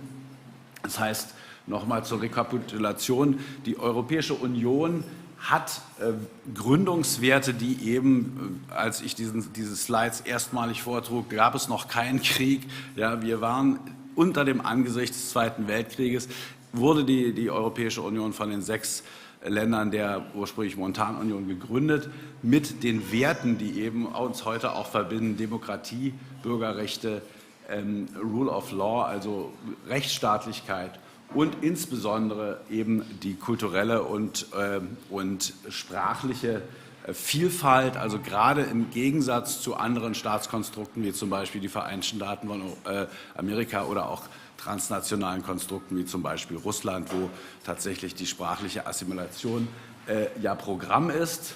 Auch in Frankreich muss man leider sagen. Frankreich ist ja eins der sprachlich vielfältigsten Gebiete. Man muss bald sagen gewesen, ein Dialekt wie Deutsch zum Beispiel ist ja in 2 Generationen ausgerottet worden, was auch nicht unbedingt im Interesse der europäischen Völkerverständigung ist. Aber man muss es mal sagen, es ist auch wenig bekannt. Aber der Anspruch Europas ist es eben, die sprachliche und kulturelle Vielfalt zu erhalten. Die basalen Prinzipien des Umgangs miteinander in der Europäischen Union, weshalb eben auch Länder wie die Ukraine und auch Moldawien und andere interessiert sind, eben in diesen Club aufgenommen zu werden, ist eben ein Ausgleich der unterschiedlichsten Interessen kleiner, großer Staaten, wirtschaftlich sehr erfolgreicher Staaten, weniger reicher Staaten, um zu einem zivilisierten Miteinander über eine sehr breite Spanne unterschiedlicher Lebenssituationen auf der Basis dieser gemeinsamen Grundlage zu kommen. Und das führt im idealen Falle zu einer Lastenteilung und auch einer Unterstützung zwischen den Mitgliedsländern der Europäischen Union. Ich denke, es gab zumindest halbwegs erfolgreiche Bemühungen, jetzt die Corona-Krise doch mehr oder weniger auch gemeinsam zu bewältigen und dort Kaufgemeinschaften einzuführen und solche Dinge, also die Lastenteilung, oder denken Sie an Infrastrukturprojekte. Und wir haben in der Europäischen Union gemeinsame gesetzliche Prinzipien und eine gemeinsame Kontrolle der Legalität. Das heißt, europäische Gesetzesnormen sollen also nationalstaatlich durchgesetzt werden und implementiert werden. Und wir haben eine gemeinsame Gerichtsbarkeit, denen wir uns unterwerfen.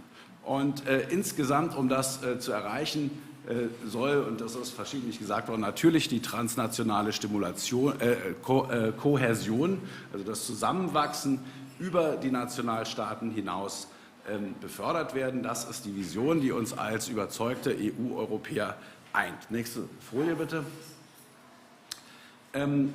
Die Europäische Union, wie gesagt, als diese Folie entstand, war es noch nicht so weit, aber die Herausforderungen sind tatsächlich die nationalistischen Angriffe, das nationalistische Weltbild als solches, was auch innerhalb der EU ja schon zu Verheerungen geführt hat. Also ich glaube, keiner, weder im Vereinten Königreich noch innerhalb der EU, ist glücklich über den Brexit.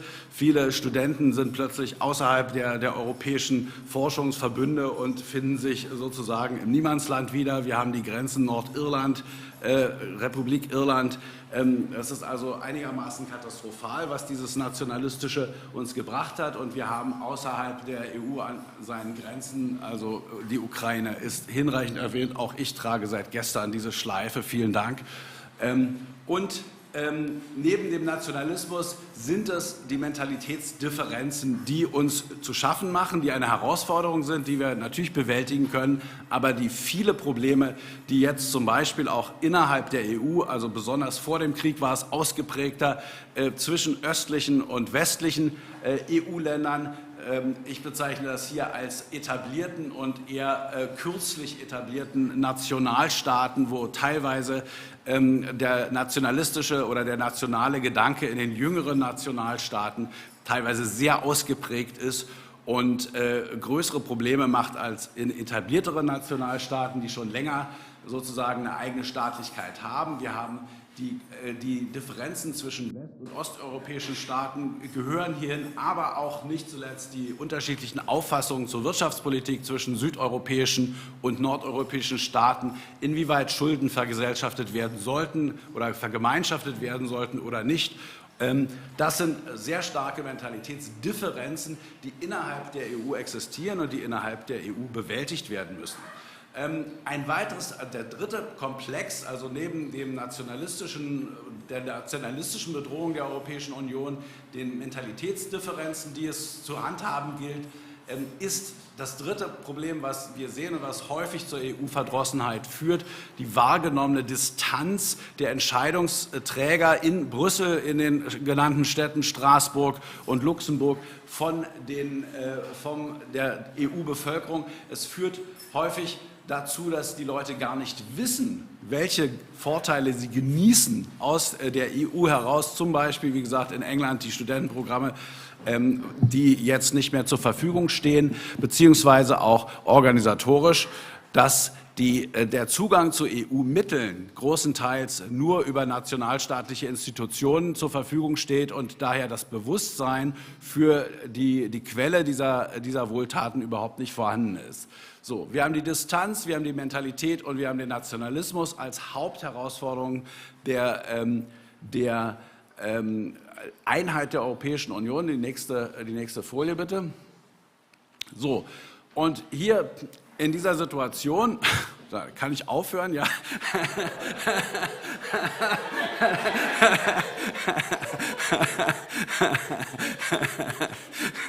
Gut.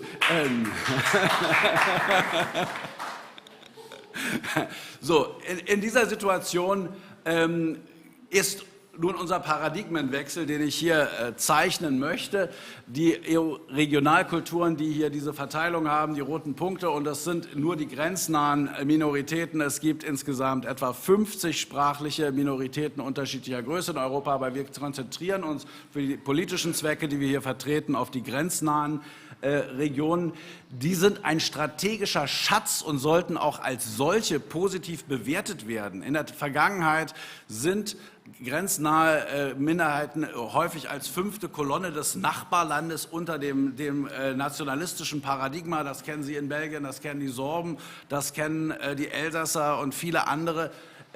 Der Paradigmenwechsel ist das positiv zu sehen. Wir haben die Stärke eines Sprachkontinuums, was natürlich eben die Grenzsituation, die staatliche Grenze, die ja Ergebnis meistens von historischen Umwälzungen, meistens Kriegen ist, zu überwinden, und sind als solches natürlich Ausdruck der europäischen Geschichte, also unserer gemeinsamen Identität, und sind auch die Basis, die Sprachkontinua sind die Basis einer gemeinsamen transnationalen, regionalen Identität, wie in der Eifel, wie in der sorbisch-tschechisch-deutschen, polnischen Lausitz, und sind als solche insbesondere geeignet, einen Zusammenhalt und eine positive Identifikation mit dem Nachbarland und mit transnationalen Strukturen herbeizuführen.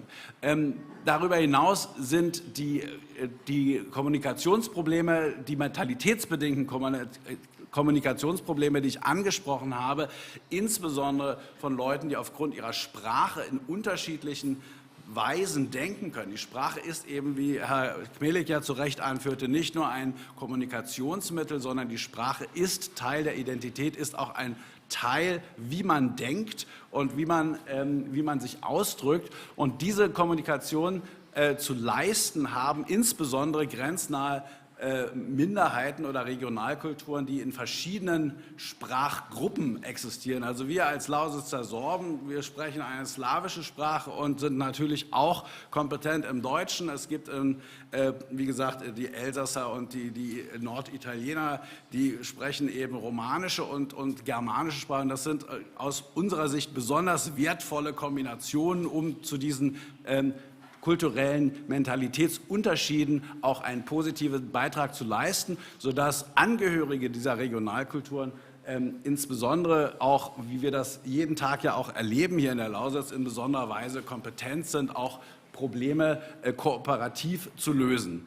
Der dritte Punkt, den ich nennen möchte als Stärke eben der Angehörigen der Regionalkulturen, ist, dass sie üblicherweise in den Zivilgesellschaften gepflegt werden. Also die Regionalkulturen werden meistens erfreuen sich in vielen Fällen nicht einer besonderen staatlichen Unterstützung. Also zum Beispiel die Weitergabe des Sorbischen ist nur in sehr bescheidenen und oft demonstrativer Weise wird es scheinbar gefördert. De facto ist es so, dass wir sehr kämpfen müssen und die Weitergabe der sorbischen Sprache in erster Linie im familiären Bereich erfolgt.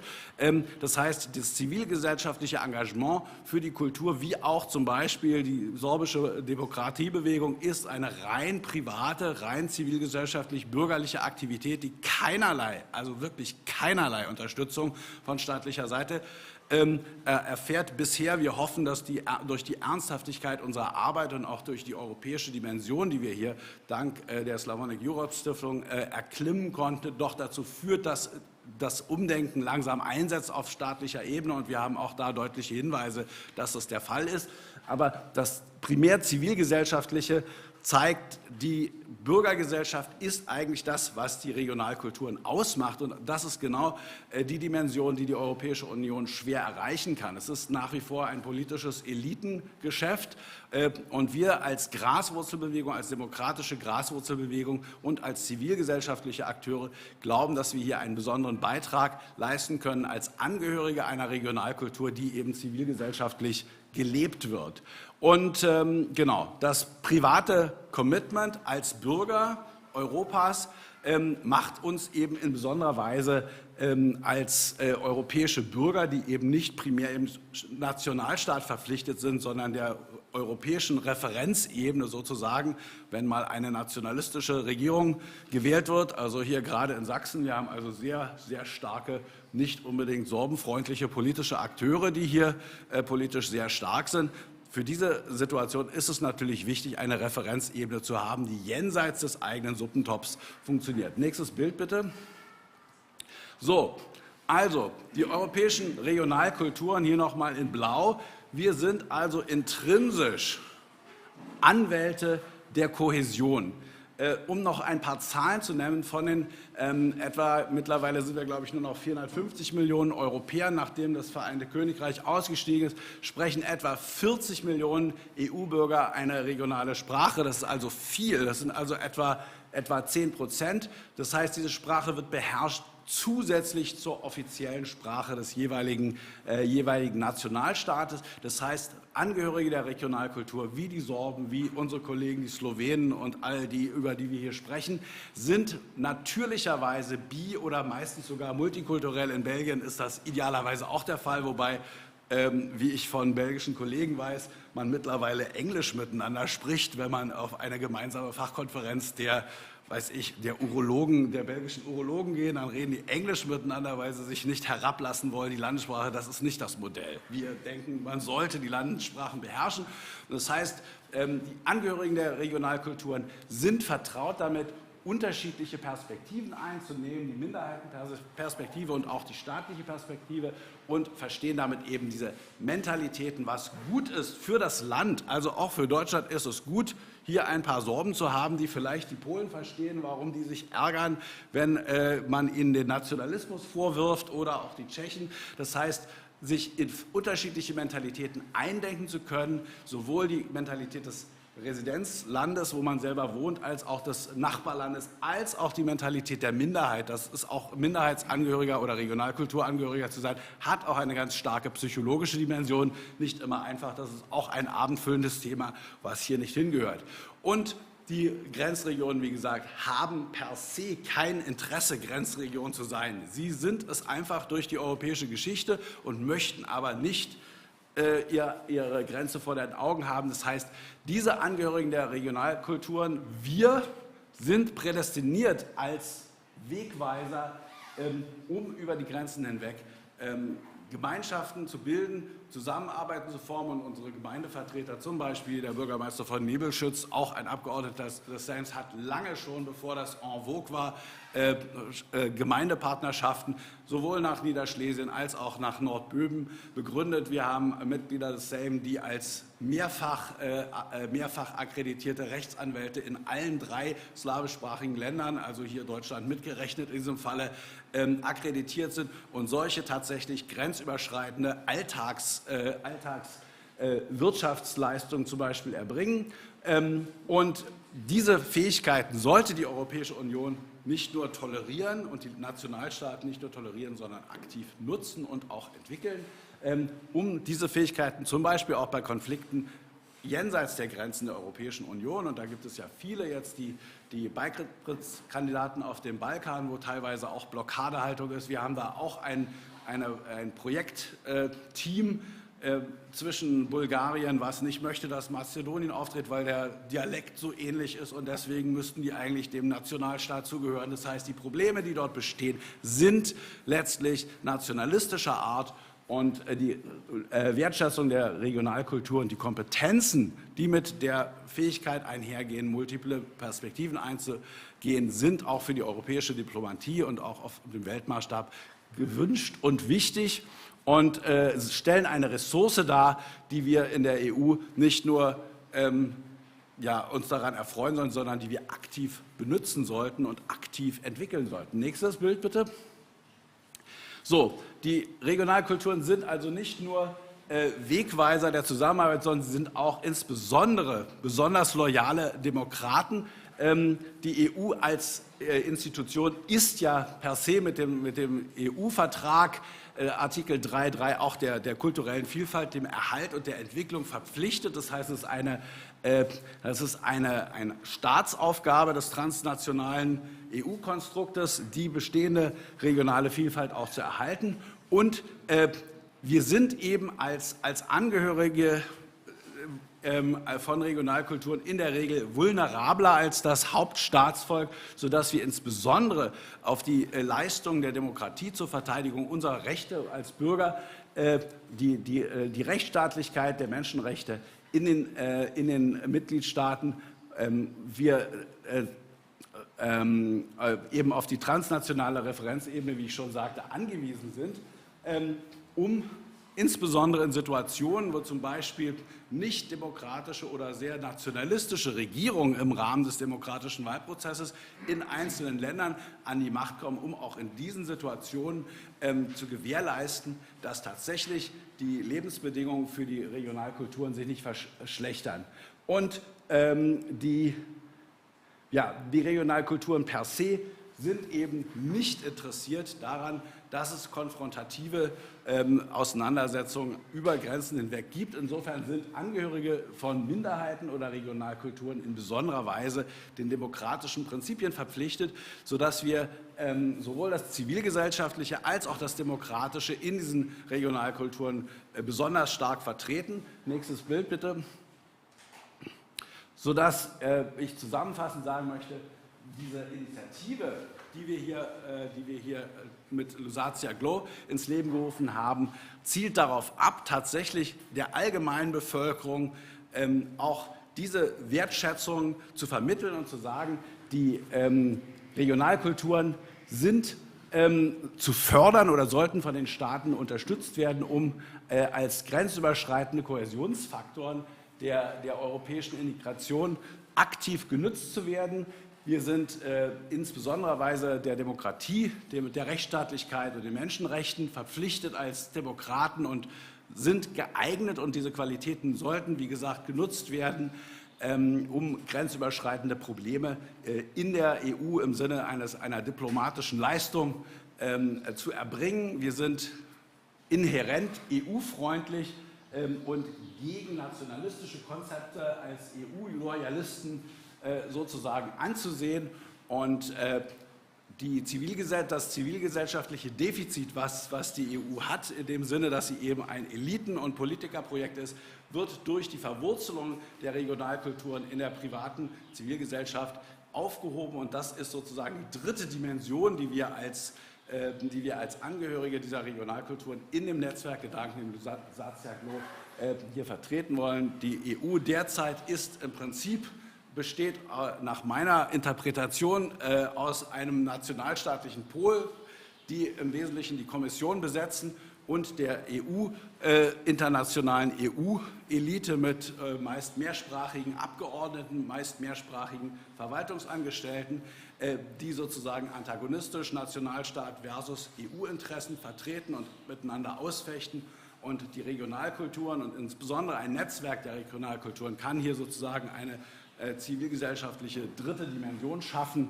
Das ist die Vision, und wir glauben, dass dieses Projekt als Bürgerprojekt eben auch, wenn es gelingt, und das ist natürlich unsere Hoffnung, dafür arbeiten wir, Ausstrahlung hat, wie man die Regionalkulturen in eine treibende Position bringt, weg von der Folklorisierung, weg von den übriggebliebenen, hin zu einer aktiven Rolle als politisches Subjekt in einer großen transnationalen Organisation. Nächstes Bild. So, in anderen Worten, die Lusatia Glow-Initiative als solche ist eine Initiative, um die Europäische Union zu stärken und zu vertiefen, ist getrieben von der Zivilgesellschaft und ist ein fundamentaler Paradigmenwechsel weg von der Traditionspflege hin zur intellektuellen Führerschaft von Leuten, die tatsächlich die Multikulturalität, die Multilingualität als Lebensprinzip haben. Sie bringt eine dritte Dimension zur EU-Politik, nämlich die zivilgesellschaftliche, und hat sozusagen als Message den Geist der Kohäsion und der Zusammenarbeit im Unterschied zu dem nationalistischen Narrativ, was uns alle bedroht. Und wie gesagt, wir haben es heute genügend gehört. Das ist letztlich die Message von Lusatia Glo. Vielen Dank. Ich denke, das kommt noch ein letztes Dankeslide, bitte. So, das heißt, wir haben hier derzeit die Nationalstaaten, mittlerweile sind es 27, das sind die Sterne mal gewesen, als wir so wenige waren. Und die Vision, wo wir hinwollen, sind die konzentrischen Kreise, die hier an den jeweiligen Triangelpunkten der kulturellen Überschneidung sich mit ähnlichen Erfahrungen gegenseitig ergänzen und die auch zwischen den konzentrischen Kreisen Kontakte haben, sodass ein zusätzliches Netzwerk entsteht. Vielen Dank. Ich hoffe, ich konnte die Idee tatsächlich, warum Regionalkulturen ein tatsächlich bedeutender und schützenswerter Punkt in der europäischen Architektur sind, Ihnen nahebringen. Und das heißt natürlich auch, dass die Nationalstaaten ein bisschen Geld locker machen müssen, um diese Kompetenzen zu erhalten und um diese Kompetenzen für die Zukunft, insbesondere auch die sprachlichen Kompetenzen sicherzustellen. Noch als Information für Sie, also die Sorben kriegen etwa 2 bis 3% ihrer Steuereinnahmen als Gnadengabe zurück, die zum großen Teil auch für nicht-sorbische Zwecke zweckentfremdet werden. Das heißt, die Unterfinanzierung ist Teil sozusagen unserer Lebensgegenwart, und wenn wir unsere Sprachen verteidigen wollen, brauchen wir auch einfach ein bisschen Geld. Ich glaube, das versteht auch jeder, und diese Dimension hat es auch, aber man muss es auch erstmal aussprechen, sonst kriegt man auch nichts. Vielen Dank.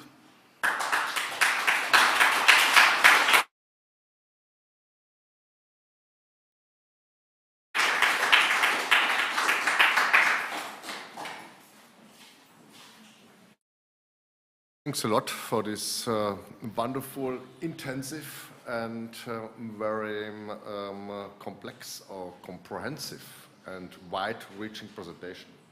Now I would like to give the floor to Božena Bednaříková, our partner from the Czech Republic. Božena, you have the floor. Yeah, thank you.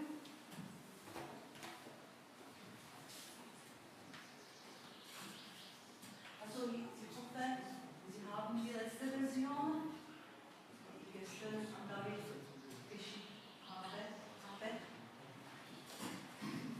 Okay. We have just listened to Andreas KLUGE, who explained to you in detail the philosophy, the strategy, and the underlying theory of the whole movement. And now we'll move to something else.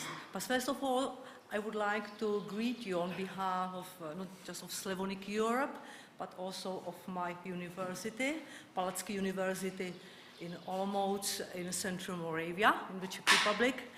And I also brought a small delegation from Olomouc with you, which I would like to introduce to you. First of all, Viktor Tichák, who is, pay attention, who is a teacher of German grammar. And that's the main reason why I don't speak German here.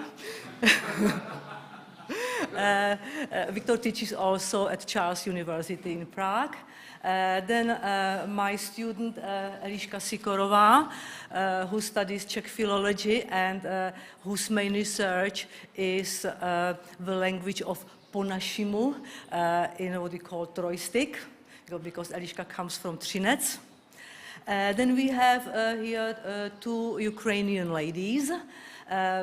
First of all, Olena Mashincová, originally from Kharkiv University, but she's a real Ukrainian refugee who found a job at the grant department of our university. And our Ukrainian student of Czech philology, Julia Mostová, who will finish her master's studies of Czech philology and will continue her doctoral studies at our university. So that's our delegation. So you have a first slide. Would you please move to the next one? As you see here are various attributes which are connected with Lusatia Glo and which are also interconnected in a way.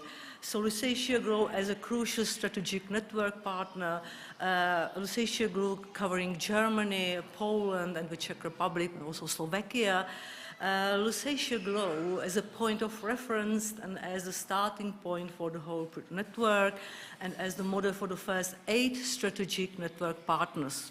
The last thing hasn't been mentioned yet so much. Lužická aliance Česká republika is one of the project initiator partners together with SERBSKI SEJM and LUŽICKý ALIANS in Poland. Next slide, please. Next slide.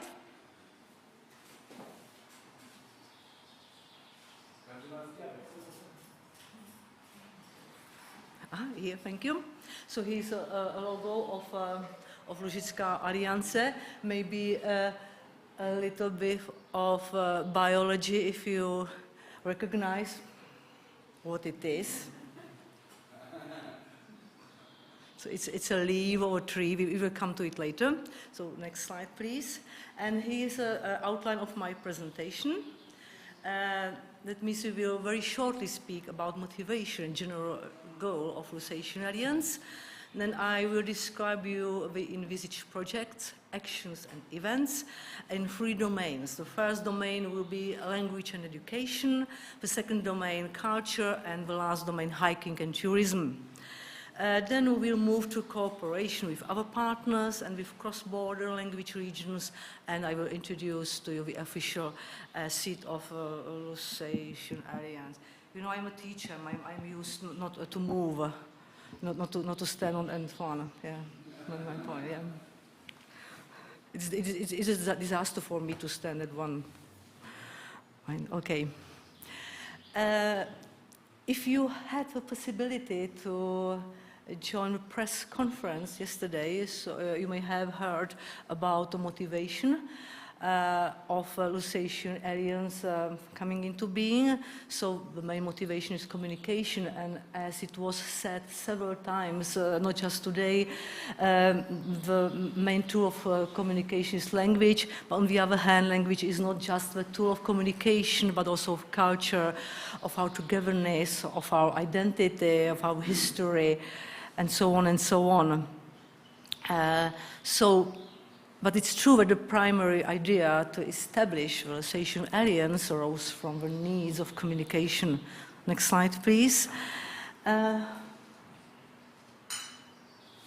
slide, please. Yeah. What I tried to do yesterday at the press conference is that there are 3 main meanings of the connection Lusatian Alliance. It's a living organization, we'll speak more about it, but it's also eponymon, which is a linguistic term which stands for proper name, which serves as a starting point for naming the entire project. But as was nicely explained by Andreas KLUGE, it is also a symbol, a model for the whole project. The general goal, please, next one. Thank you. The general goal of Lusatian Alliance is to promote, to accompany and to support all initiatives in the Czech Republic, in Germany, in Slovakia, in Poland or elsewhere, which would help the development of self-awareness and cooperation of all small nations throughout Europe. Lusatian Alliance is directly linked to and mandated by SERBSKI SEJM, and it assumes the role of central coordinator of LG European Minorities Network project in the Czech Republic. I would like to ask for next slide. Here, a very short explanation why Lusatian Serbs. So you already know that there's a small Slavic nation which belongs to the family, to the language family of Western Slavs. We already spoke about it, where we tried to speak Czech and Lusatian Serbian with Andreas, we understood each other. The language is most closely linked to Czech language and represents an important piece of the linguistic diversity in Europe. It's known that the Slavic tribes inhabited the historic lands situated on the margin of the Holy Roman Empire, and that they were influenced by Polish and Bohemian kingdoms. And even from the 14th to the 17th centuries, those territories belonged to the crown of the Kingdom of Bohemia. And important towns were founded by the kings of Bohemia since the 13th century. Next slide, please. So again, a lesson of biology. In Latin, Tilia cordata, so the lime tree, in Czech, Lípa srdčitá. And it is not only the national tree of Lusatian Serbs, but also of Czechs. Yeah, so we have a mutual national tree. So that's Tilia cordata. Next slide, please. So now the question: what can we bring to Europe? I can promise that it should be a new impetus to its integration, something specific. It's mean a cohesive force and thus stronger impulses for integration. But what are those impulses that can play a role? They are concrete projects, specific activities, mutual meetings, gatherings, everything that leads to integration through cultural consolidation. And now we move to those domains, which I have promised. So the first domain, if I can ask for the next slide, yes, is language and education. We would like to offer language classes of Lusatian Serbians at Olomouc University. I already spoken to the Department of Czech Philology and of the Department of Slavic Studies. It would like to provide the classes of Serbian language. But there is also this course Svobodná škola Ronia Free School in Jindřichovice pod Smrkem. If you were present in February in Brussels, you may have more about that Svobodná škola Ronia in Jindřichovice pod Smrkem.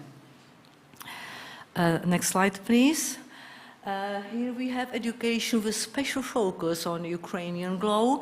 So we have already offered Czech language classes for refugees at Palacký University, also Czech language classes for refugees in the region. Also Viktor still teaches Czech language for Ukrainian languages, and I must say all teachers at the university teach free of charge, kostenlos. We also provide adaptation courses for Ukrainian students and adaptation course and summer camps for Ukrainian children. And now, which is quite up to date, here are the pictures of the Summer School of Slavonic Languages at Palacký University, where we have 60 Ukrainian students. Next slide, please. There is something what we can build up. That means existing projects which we can promote, which we can develop, which we can make more international. One of them is a university students' competition in theological disciplines. That means in language, literature, but also history. And we would like to put a special focus on Lusatian Serbian and other Slavic languages as Czech, Slovak, Polish, Ukrainian, and so on. The special focus should be also put on language minorities and indigenous languages. And there is a tradition in faculty and national competition rounds, but we would like to expand it more internationally. So that's one of the projects. Another existing project which could expand, it's a very traditional international meeting of young linguists at our university. If you look at the slide, you can see that the main topics in the last 3 years are very up to date. For example, languages united and separated, communication number 2021, which was last year, degradation or innovation.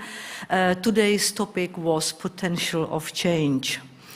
We also have very interesting workshops which are led by our students of doctoral studies. For example, a workshop on intercultural communication, media workshop, especially fake news, which is very up to date, or be in interaction and activization as principles of effective communication for present and future. As far as our vision is concerned, we think of foundation of liberal arts high school in Jindřichovice pod Smrkem. Is a picture of that region, which would offer also a Lusatian Serbian language and develop the cultural skills and knowledge. You may have heard about it in Brussels in February in more details. Let's move to the second domain, that means culture. So what we plan is the traveling exhibition, Religious Diversity of Both Lusatias, with the help of the Slavonic institution of Czech Academy of Sciences. Then there is a cultural cross-border Lusatian festival, which is called in Czech Žijící srdce, means living heart, in Jindřichovice pod Smrkem, in the open-air museum, which offers a living experience of Lusatian way of life. And then we would like to support Goro festivals. You have names here. And I would like Eliška to help me with the name of that band, which sings in po našemu. What's the name? Yes, it's Bluff. Yeah. So we have a music band which sings just in po našemu. Thank you, Eliška. And the third domain is hiking and tourism, my favorite one. So what we plan are large cross-border meetings of tourist clubs, one of them in Jindřichovice pod Smrkem, and another one in Trojmezi, in Trojstyk. Is a picture of Trojstyk that is between Poland, Slovakia, and Czech Republic. And here are the names of the clubs. I'm a member of the first one. As far as hiking and tourism is concerned, we also plan international youth meeting with the main topics like culture, sport, education, and communication. And there is an island called Šán on the river of Elbe, Labe. So we call this event Šance na ostrově Šán. You have the translation here, which should be a large cross-border meeting of young boaters on this island. So you have the map here and the pictures of that island. The next topic, let's speak about very shortly, is cooperation with other partners and cross-border language regions. So our strategic partners, of course, are SERBSKI SEJM and LUŽICKÁ ALIANCE. Our regional partners are BESKIDS GLOW, then Lunaria Civic Association in Jindřichovice pod Smrkem in the North Bohemia, then the future GLOW called Taya GLOW, and of course Ukrainian GLOW in the Czech Republic.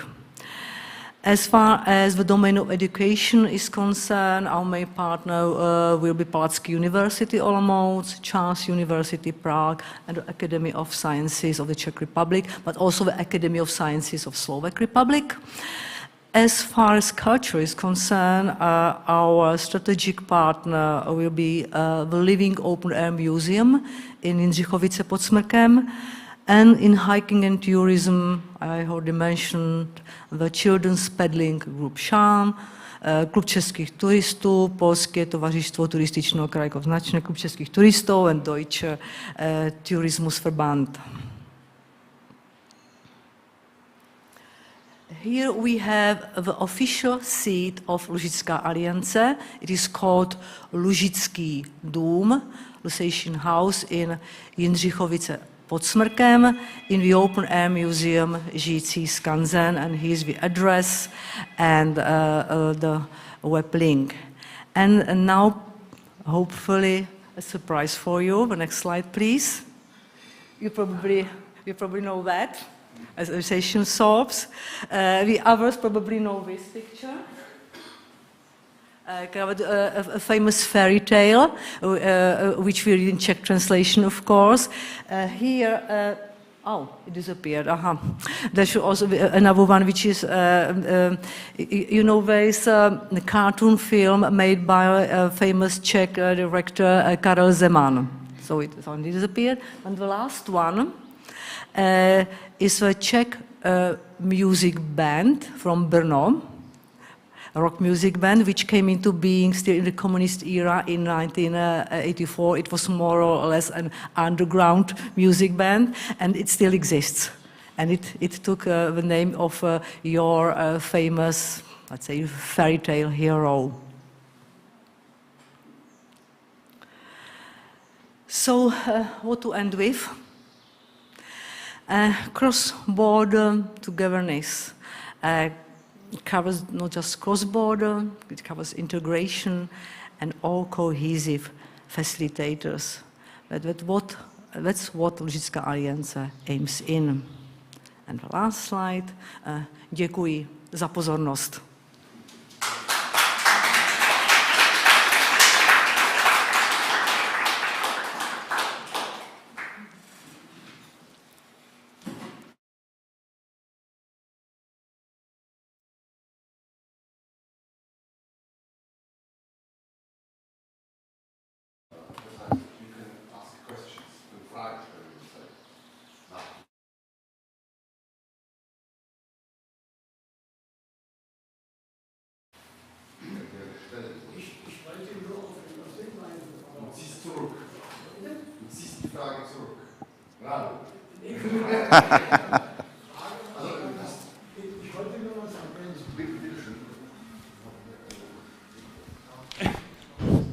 Ach so.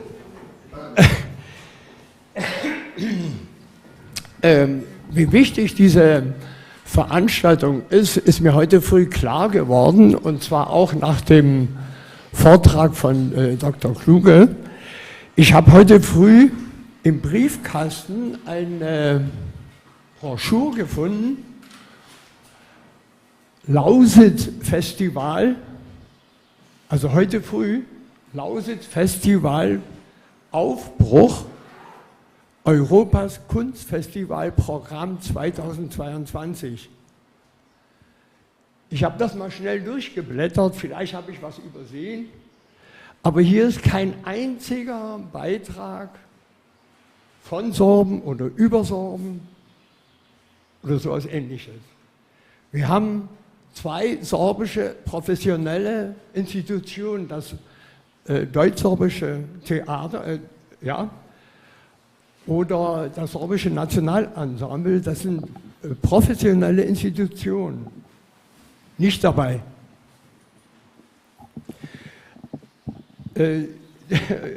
David, du hast heute früh gesagt, entschuldige, dass ich das jetzt so sage, du hast gesagt, deutsche Lausitz, also zur Lausitz gehört erstmal diese Lausitz, dann die tschechische und polnische, das war ja eine historische Lausitz. Aber wenn ich Lausitz höre, denke ich zunächst mal an Sorben, also die Erstbesiedler. Ja. Dass das heute anders ist, ist leider so, müssen wir einfach anerkennen, die Realität. Aber es ist eigentlich ein Affront. Also ich war so verstört heute, wo ich diese Broschüre gefunden habe. Das ist bloß eine Ergänzung, was Dr. KLUGE heute schon angeführt hat. Mircin, vielen herzlichen Dank für diesen Beitrag. Also du hast völlig recht, das ist mit unter anderem das, was wir ändern wollen. Das ist auch einer der Gründe, warum wir Lusatia Glow machen. Weil wir wollen, dass hier auch gerade kulturell ganz substanzielle Sachen stattfinden. Und dazu haben wir auch eine ganze Reihe von Vorschlägen gemacht. Zu der deutschen Lausitz also völlig recht. Es ist so ein bisschen wie das, was der Andreas gemeinte mit Minorities, Minderheiten. Wir vereinfachen hier manchmal ein bisschen, auch einfach geografisch. Es ist geografisch gemeint, nicht kulturell, weil wir halt manchmal dann sonst die Gefahr laufen, in einer ganzen Menge von verschiedenen Begriffen unterzugehen, die manchmal auch halt nicht so griffig sind. Aber du hast völlig recht. Vielleicht sollten wir uns da in der Tat die Mühe machen, dann davon zu sprechen, die Lausitz in Deutschland, Lausitz in der Tschechischen Republik und Lausitz in Polen. Ist übrigens auch schon von einem anderen Kollegen von dir, von dem Herrn Werner Meschgang, auch schon angemerkt worden. Und ich hatte einen Austausch mit ihm dazu gehabt. Also du hast völlig recht, wir müssen auf diese Sachen aufpassen. Ich nehme an, Herr Parlamentspräsident LAMBERTZ kennt das vielleicht aus seiner Region auch, dass es hier Sensibilitäten gibt, und zwar auf allen Seiten, und dass man auf sowas aufpassen muss, weil auch wenn wir das vielleicht anders denken oder meinen, oder du weißt ja, wie ich die Sachen meine, das heißt nicht, dass die anderen das auch so sehen. Und dass man das dann natürlich anders verstehen kann und dass sich das einbürgert und dass das dann automatisch wird. Also du hast völlig recht, das ist auch mit ein Grund oder ein Inhalt unseres, letztendlich auch unseres Projekts, auch diese Sachen in so einer Diskussion jetzt, einer kleineren, aber auch dann in größeren zu klären. Wir wollen durchaus auch in diese Sachen reingehen. Now I would like to give the floor to Marek, and Marek, you have the floor for your speech. Jetzt muss ich mich ein bisschen beschweren, weil David vergessen hat, dass ich etwas als Präsentation vorbereiten sollte. Ich habe das nicht getan, deshalb wird meine Rede ein bisschen kürzer sein, ne? Und vielleicht mehr interessant, denke ich schon. Nämlich ein paar Worte dazu, was Sie jetzt gerade gesagt haben. 2005 oder 2006 entstand die SERBSKA Ludowa Strona. Das wurde so eine Volkspartei. Wir haben es versucht, das zu schaffen. Der Versuch scheiterte. Wir haben sich dann später umgewandelt.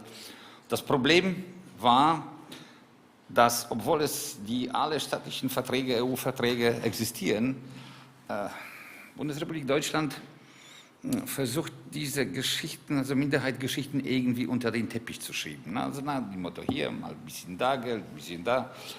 Ostfriesen, bis noch vor dem Ersten Weltkrieg nationale Minderheit, heute nur Lokalsprache.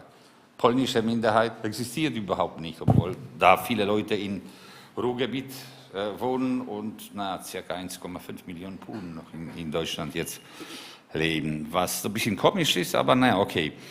Deshalb das Gleiche passiert mit den Lausitzer Sorben, was natürlich sehr traurig ist. Wir haben damals, muss ich das noch in Erinnerung bringen, an die EU 3 Petitionen gestellt. Eine war, dass wir gerne einen Vertreter im EU-Parlament haben als Lausitzer Sorben und dass im Bundestag einer ist und in beiden Landtägen je einer.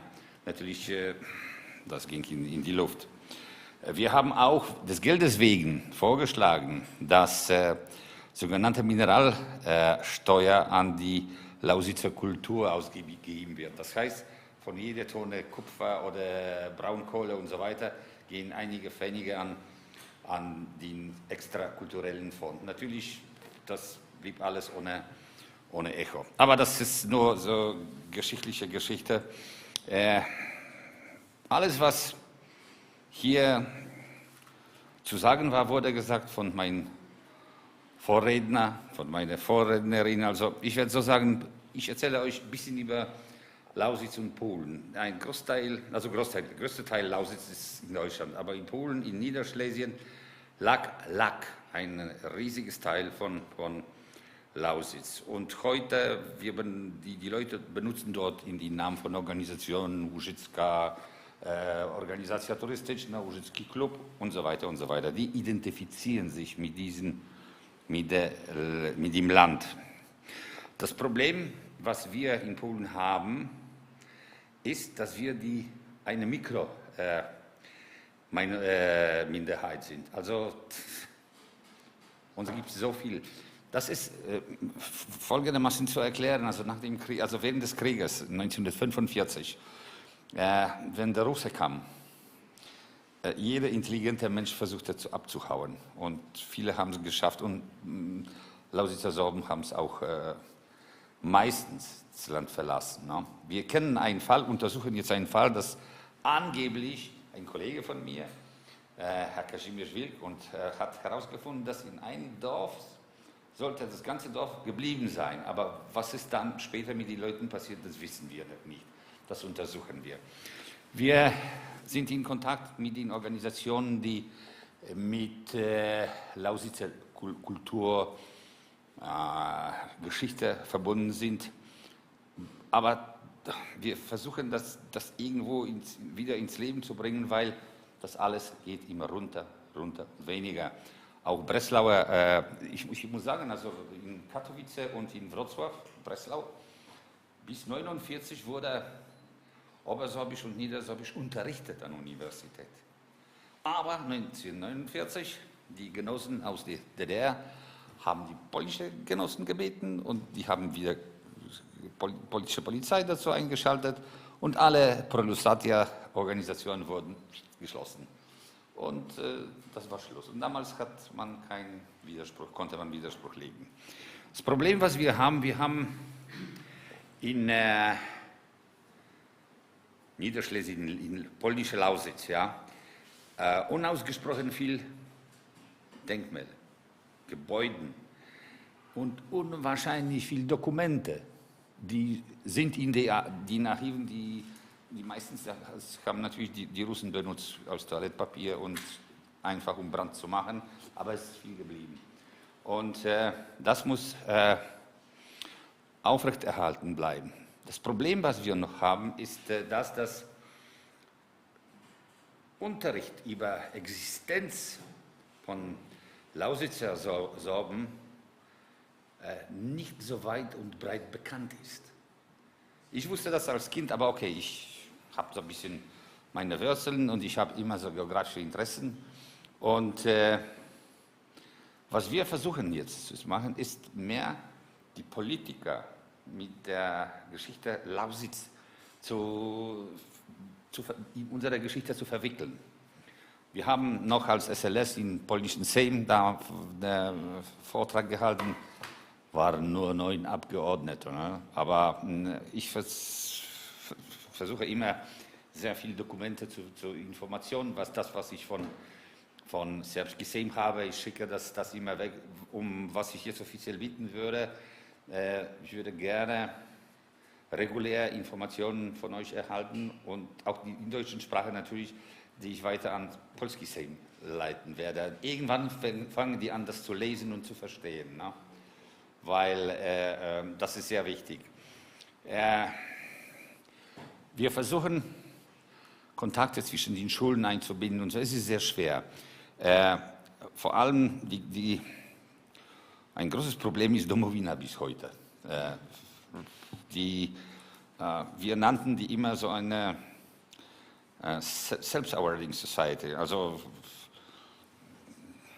eine Gruppe von Leuten, die an nichts interessiert sind, sondern eigene Familien zu unterhalten und den Schwiegervater dazu beschäftigen und das natürlich sind Paranoia. Bis heute funktioniert das so. Und das Schlimme ist, dass keiner versucht, das zu ändern. Also, wir haben versucht, die Domowina auch so einzubinden, als sagen wir, als eine kulturelle, die man überhaupt an nichts interessiert.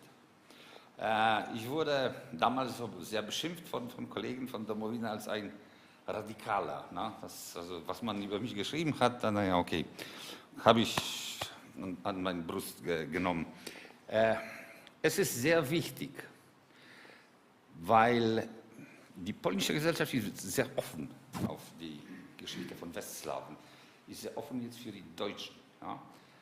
Das ist einmalige Chance in der Geschichte hier, was wir jetzt haben, Europa gemeinsam zu stärken, zu verbinden und nicht lokale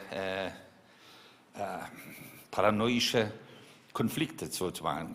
Zum Beispiel, hier haben wir in Sachsen, ich wohne selbst in Sachsen, auch in Sebnitz, haben wir ein Problem, dass, so wie der Kollege sagte, die politischen Kräfte in Sachsen sind nicht immer sorbenfreundlich. Ja? Das Schlimme ist, wenn Sie das aber geschichtlich sehen und sich da DNA-Tests machen, dann werden die verstehen, dass viele polnische und viele westslawischen Gene haben. Ne? Das ist wahr, das ist leider wahr.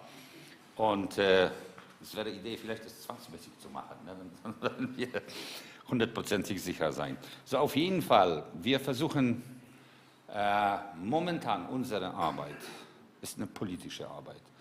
Politische Arbeit, das heißt also, das sind Anrufe, Treffen, Gespräche, Material versenden und so weiter. Und ich brauche immer mehr von dir. Das musst du mir echt da in gedruckter Form zur Verfügung stellen, dass ich das weiterleite, was ich tue. Ich versuche, mein Traum ist, ein Lausitzer Haus in Breslau zu schaffen, wo eine ständige Sprachkurse, wo ich die Leute, die Lausitzer sind, also wir sagen in Polen Lausitzer Serbo-ŁUŻYCKÁ, Lausitzer Sorben, das ist alles unrichtig, das sind Sorben und Wenden, ne? Aber die meisten Polen wissen nicht, dass es Wenden gibt, es gibt nur Lausitzer Sorben. Ja? Und dass die Sprachen unterrichtet werden, dass man die Kultur, dass man die touristisch zum Beispiel nach Slepo oder Błota bringt, dass man die zu Nebiančice bringt und sagt, guck mal, das ist ein Städtchen, wo ein ausgezeichneter Chef der Stadt verwaltet und das ist alles sorbisch. Ne? Das ist meine, wir gehen nicht, momentan beschäftigen wir uns nicht mit Touristik, mit solchen Sachen, die sind wichtig, das kommt später. Jetzt wollen wir unsere Position stärken, zu sagen, also Freunde, wir sind da. Ne? Uns steht, wir sind nationale Minderheit. Und wir bitten um eins und um die Anerkennung. Ne? Und dann wird es schon werden. So, das war die kürzeste Rede heutiges Tages. Ne? Okay, vielen Dank.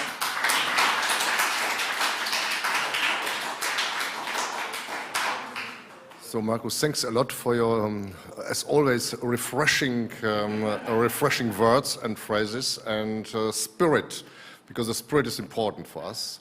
It's not only slides, it's about spirit, too, because without that, there is no motor.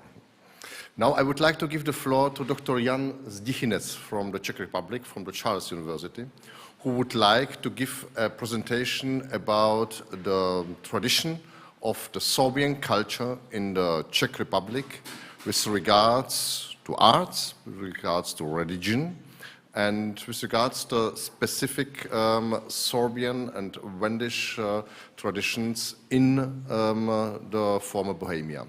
So, Jan, you can join us on the Zoom now, please, with your presentation.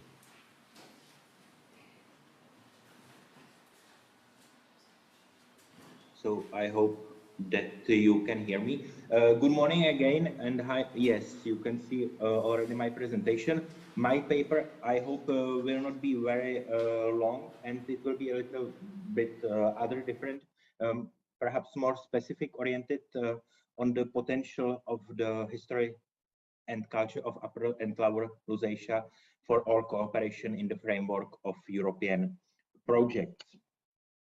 Thank you, David Chmelik, for the possibility to speak in the framework of this meeting, at least online. I speak from the point of view of an historian, and at the same time from the point of view of the Czech Republic, based on well-developed activities of the Society of the Friends of Lusatia, Společnost Přátel Lužice, which was founded 1907, although the collaboration now is not very good, I have to admit, but I am here as an historian, as a member of this society. I suppose, as colleague Bednaříková has told us, that especially the Czech perspective is very fitting for this collaboration. We stand very close to Lusatias and to the Serbian and also German people living there, and we have a good experience of above all cultural, educational, and scientific collaboration.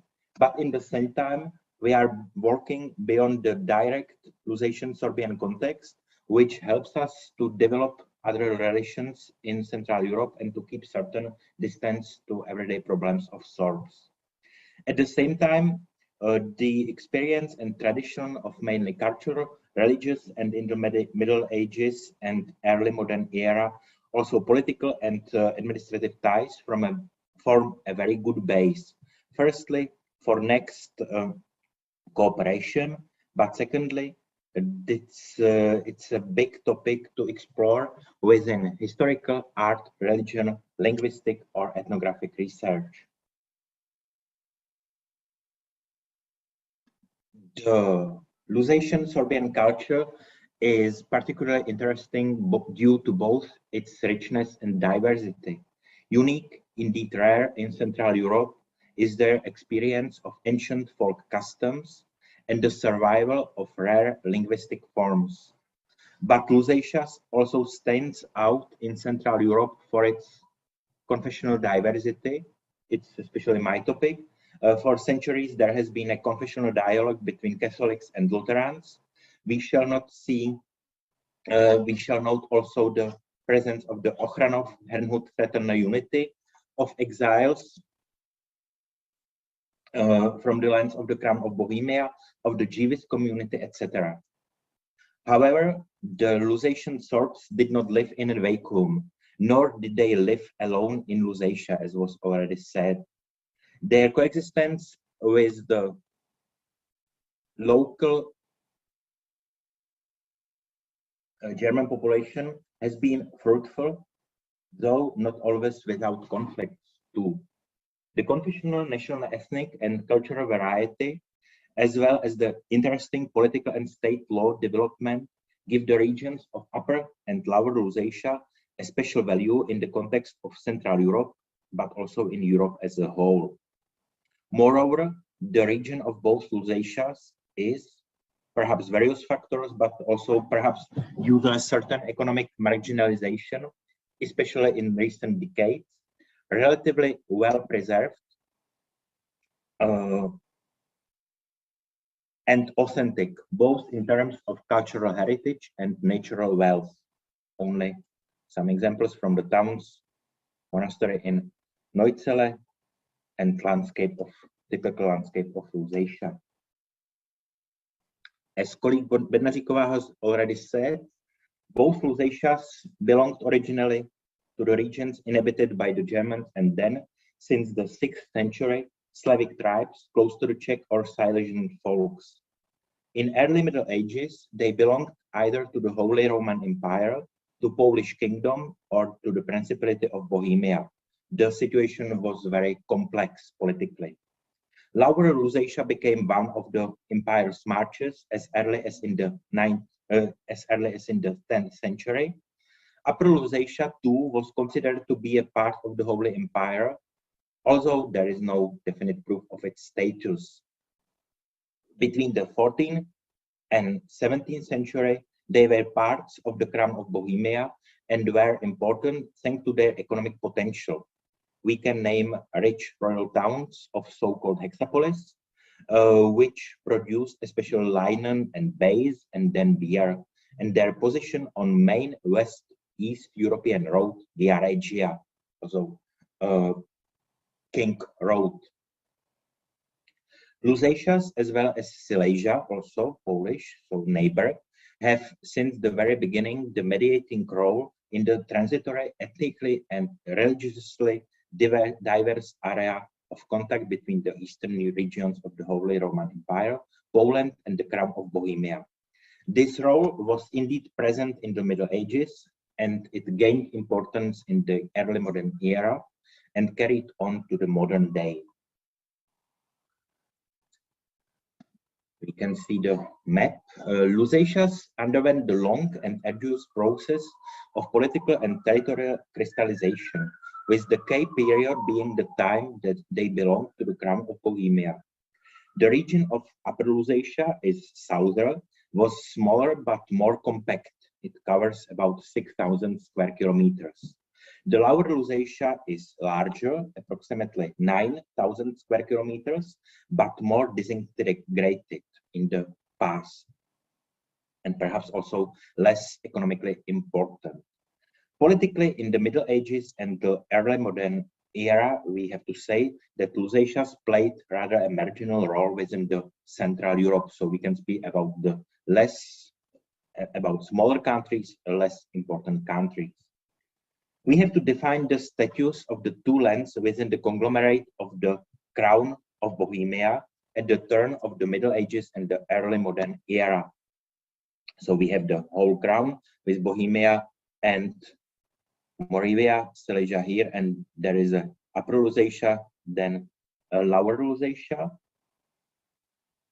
And facts about it, the Crown of Bohemia was a complicated conglomerate of the Kingdom of Bohemia, which was the core of the empire, and the so-called secondary lands of the Bohemian Crown. It was a product of territorial expansion under the late Přemyslids and Luxembourg.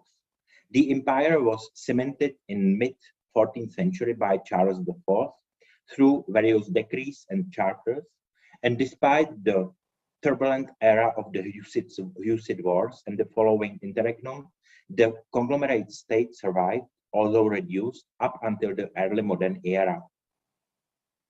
In the 16th century, kings of Bohemia remained the overlords of Silesian duchies. They ruled Moravia as Moravian margraves, and they governed Upper and Lower Lusatia directly. There were various legal ties. Silesia, Lusatia, and Moravia were incorporated permanently into the conglomerate in the Middle Ages. So it means embodied by the king of the crown to the crown.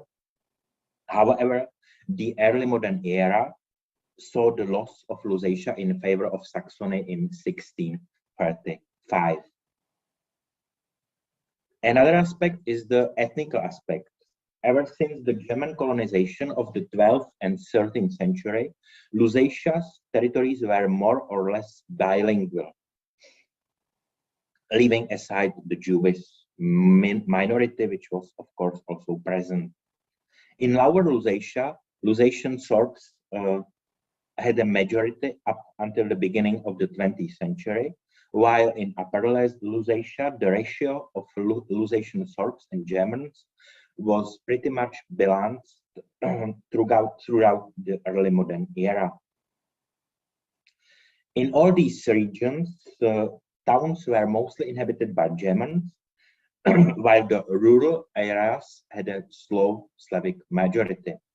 In both Lusatias, speaking German was the necessary condition of cultural growth. It needs to be stressed, however, that most communication in the early modern era was in German. Czech and Latin and Serbian was used only in specific circumstances. And the Slavs took little part in the grand history of the secondary lands of the crown. Ever since high, middle, and perhaps we can see another interesting map of Bartholomæus Cultetus from the 16th century, which shows us here a linguistic border between Serbs and German people. And one important town of Lusatia, Görlitz, or Zgorzelec, which is now divided between Polish and German side. Görlitz was the most important and most rich town of Upper Lusatia. Ever since the high Middle Ages, the economy of Lusatia and Silesia relied heavily on the craftsmen in towns, weavers, weavers, clothmakers, as well as on traders. Nobles did focus on other economic activities. In Upper Lusatia, the network of towns was quite developed. Economically, royal towns assumed the leading role with this Görlitz on the head. Both Upper and Lower Lusatia had numerous nobility, but their economic and political powers were limited, so the towns were more strong. In both lands, the early modern era saw greater participation of the estates, Landstände, in government. The last point, We need to point out that even though both areas survived the Hussite wars and remained loyal to the Catholic Church and the King of Sigismund of Luxembourg, on the other hand, they were quick to accept Protestant Reformation, namely in the Martin Luther's Wittenberg way. Both lands maintained strong, economically and legally well-established Catholic institutions, mostly monasteries or collegiate chapters. Roman Catholics enjoyed direct support from the King of Bohemia, and this permitted the long-term coexistence of various confessions. Despite the Protestant majority, Catholic administration was, in many aspects, such as the ordaining of clergy, issues of theology, marital affairs, patronage rights, and etc., superior to the Protestant one. The Simultaneum Church in Bautzen was already mentioned in the framework of this workshop. Lower and Upper Lusatian Reformation is often perceived as late and slow Reformation, as well as rather traditional. This is best illustrated in the momentum of old Catholic elements in liturgy, but also in the adoption of medieval Catholic art. Very important are cultural ties too. We can look, for example, at the links between church institutions.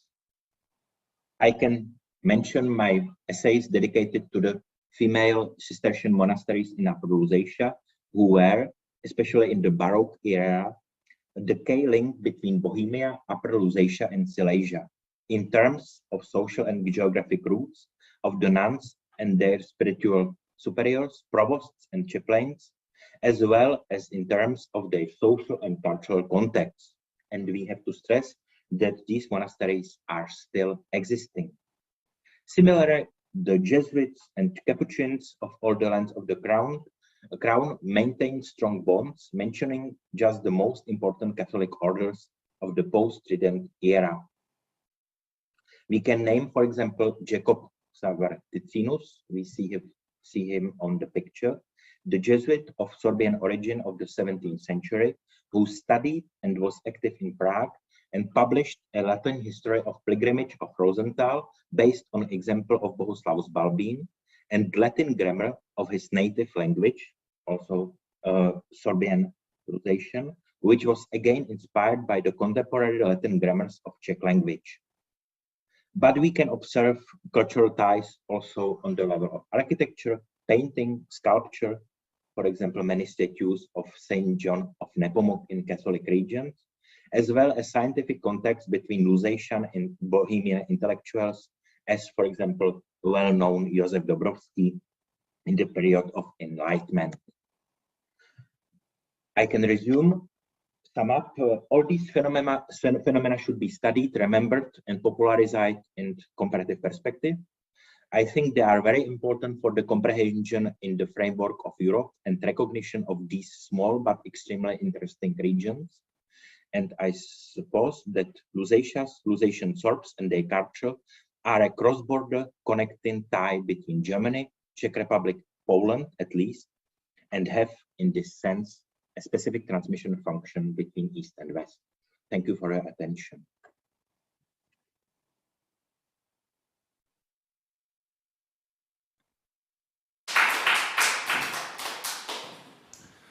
Thanks a lot, Jan, for this very interesting presentation from history, which is important for us as well, since we are talking about network, but we are talking about roots too.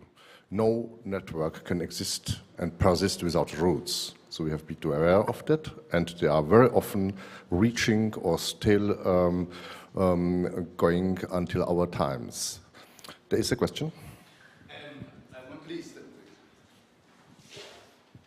I just want to thank very brief the presenter. He is not online anymore, but I come from Ochranov. I come from Herrnhut, and I want to stress the relations between the Herrnhuters and the Serbs, because I remember the times from Friedrich Caspar von Gersdorf, who trained the Serbs in their language, who trained Sorabian pastors. And we still have links, actual links between Ochranov, between Herrnhut and the Czech side, because this is not only history. We have good links to Christian communities on the other side of the border, still living communities. That means in our project we should also keep attention to the role of the religions in this context. Thank you very much. Yes, of course, and perhaps one word to it only, if I may, only that also this Henhard community was in contact with exiles from Bohemia, so it's another aspect, migration, but also a contact with Catholic monasteries, which is extremely interesting because, for example, the nuns of these monasteries bought books through the Henhard community, through this big company. So yes, thank you for your remark.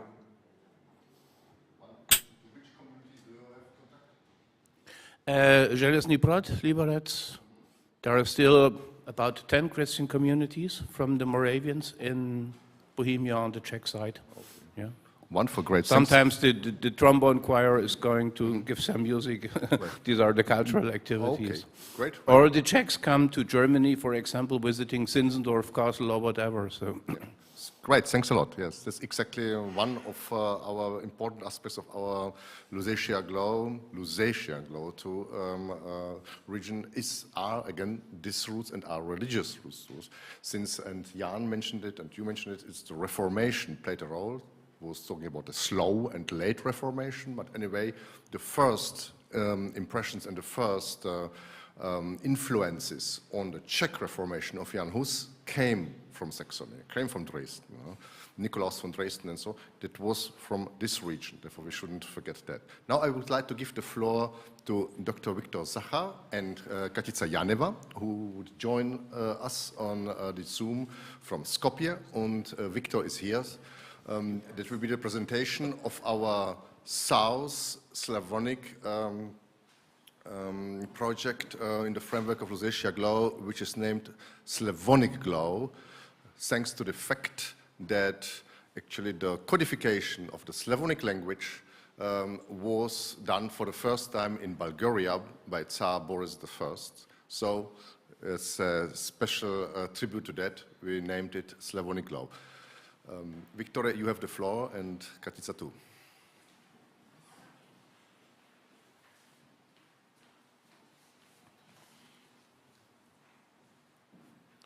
I hope you can see our presentation to Lubi Hostjo. Sehr geehrte Damen und Herren, ich freue mich, dass ich Sie heute im Weigangshaus, in der Weigangsvilla, Sie begrüßen zu dürfen. Ich vertrete heute das mazedonisch-serbisch-bulgarische Panel des Projektes Lusatia Glow. Wegen einer Konsequenz der Präsentation werde ich meine Präsentation jetzt in englischer Sprache machen. As I already said, I represent today Northern Macedonia, Bulgaria and Serbia and the Slavonic Glow. It is a part of the Lusatia Glow project. It represents a part of multilateral projects which should be carried out in the region in the border region between Macedonia and Bulgaria, Serbia and Bulgaria. I must admit that in the past days some very upsetting events happened. I was hoping also to see Miss von der Leyen today here because she was yesterday in Skopje. Her speech was booed from many of the Macedonian deputies because she represents the European Union, who is now who now strengthened the Bulgarian position toward Macedonia in changing of some very sensitive issues about identity, about history of the Republic of Macedonia. Bulgaria showed in its own parliament that Macedonia is Bulgarian, so they also show in the Bulgarian parliament, they also showed some similar attitude which also exists between Russia and Ukraine today. Russia says that utters that Ukraine is an artificial country, and also Bulgaria utters that Macedonia is artificial, that the language is artificial, and also wants Macedonia to change its manuals, its school manuals, because it cannot accept that Bulgarian fascists were killing Jews and other Macedonians on the Macedonian territory in the Second World War. So so the European Union accepted this position. Now von der Leyen was in Skopje and wanted to reassure the Macedonian nation that it is not like that, but the Macedonian citizens did not see this proposal of Macron, and they are not persuaded that it will be as she convinces them. So Macedonians are not agreeing with the European attitude, and now we see again this weakness of the European Union, which exists on a national, on an ethnic level, which the weakness was already mentioned today. But I would like to propose through this project, Slavonic Law, a reconciliation. Well, it's not only a reconciliation because the citizens of these three countries have very tight relations to another. They live together, they have partnerships and marriages in the border areas. So the communication between among these three countries is not a new thing. They can communicate and they can cooperate. They were also a part of one country in the past. In the Ottoman Empire, there were no nation states, but only the Ottoman Empire. So the European Union can be a substitute, maybe, of that what existed in Yugoslavia or in the Ottoman Empire, but on a democratic level.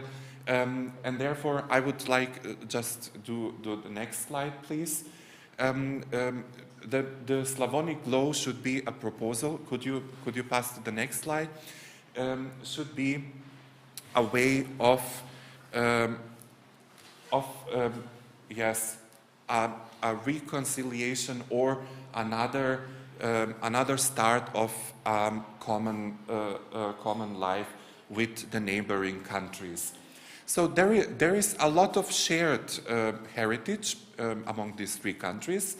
They share history, they share architecture, music. They share also some linguistic traits.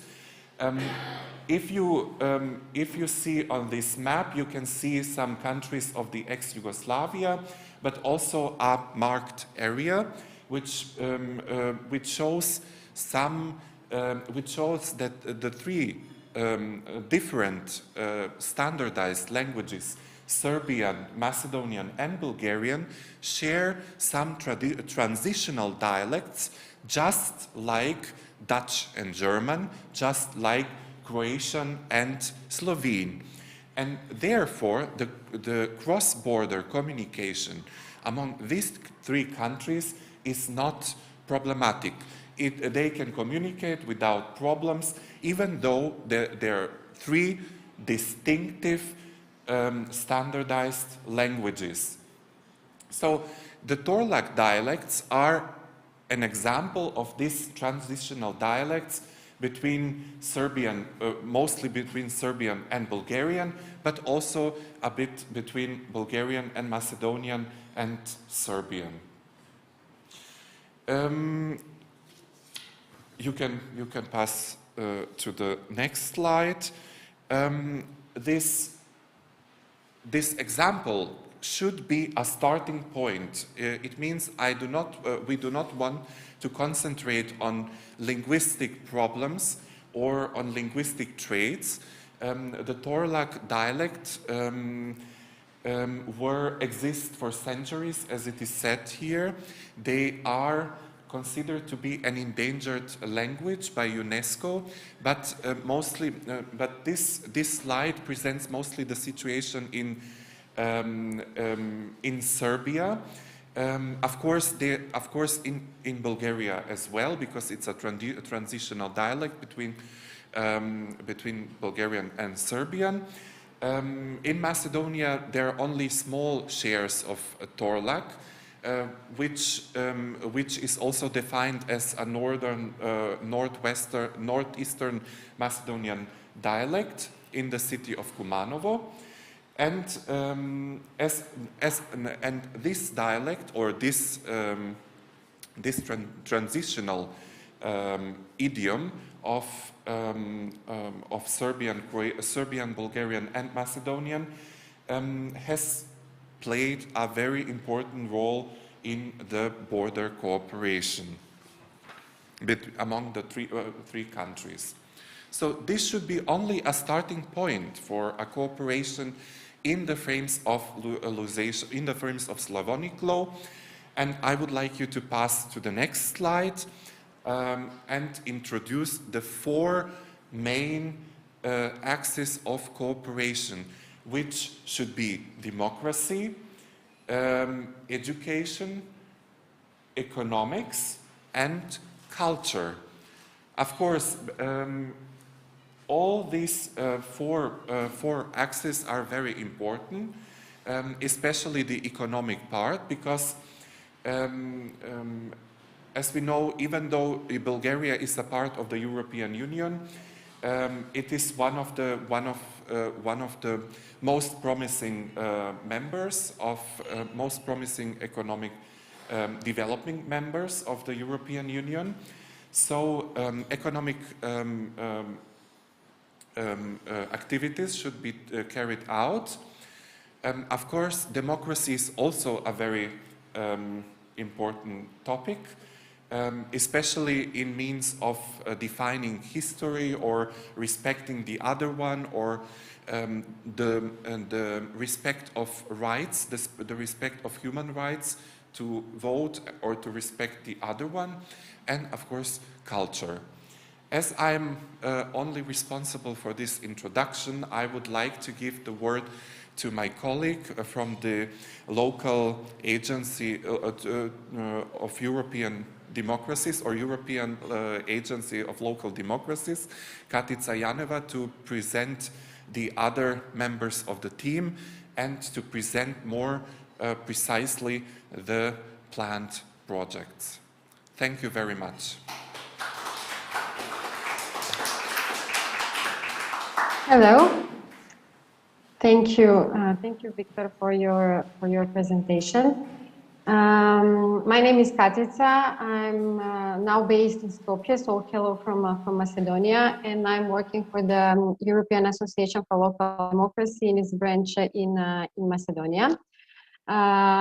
Just briefly, the European Association for Local Democracy is an association who is actually specialized in local cooperations, and our main activities are actually cooperation between citizens and local authorities, and we have a very big experience in regarding projects dealing with cross-border cooperation, and therefore we are here included as a partner from the Macedonian side, together with my colleague Victor and my colleague Anna, who is somewhere here also online, and it's our partner from Serbia. We actually try to create or to propose a project who will include the three countries, Macedonia, Bulgaria, and Serbia, and that triangle where this dialect is spoken. But for that, Victor already had a very detailed presentation, and I would like to continue with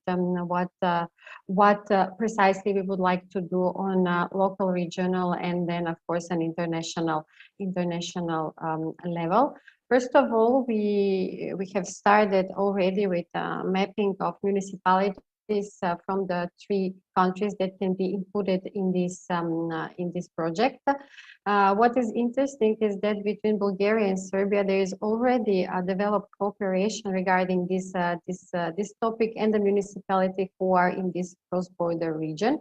The idea is now to include Macedonian municipalities, communities, and relevant stakeholders, of course, from a national level that can contribute and actively participate in the development of the activities between this project. The idea is actually to split the activities, of course, linked with the four thematics axes of cooperation that we have identified, but to split them or divide them on 3 levels.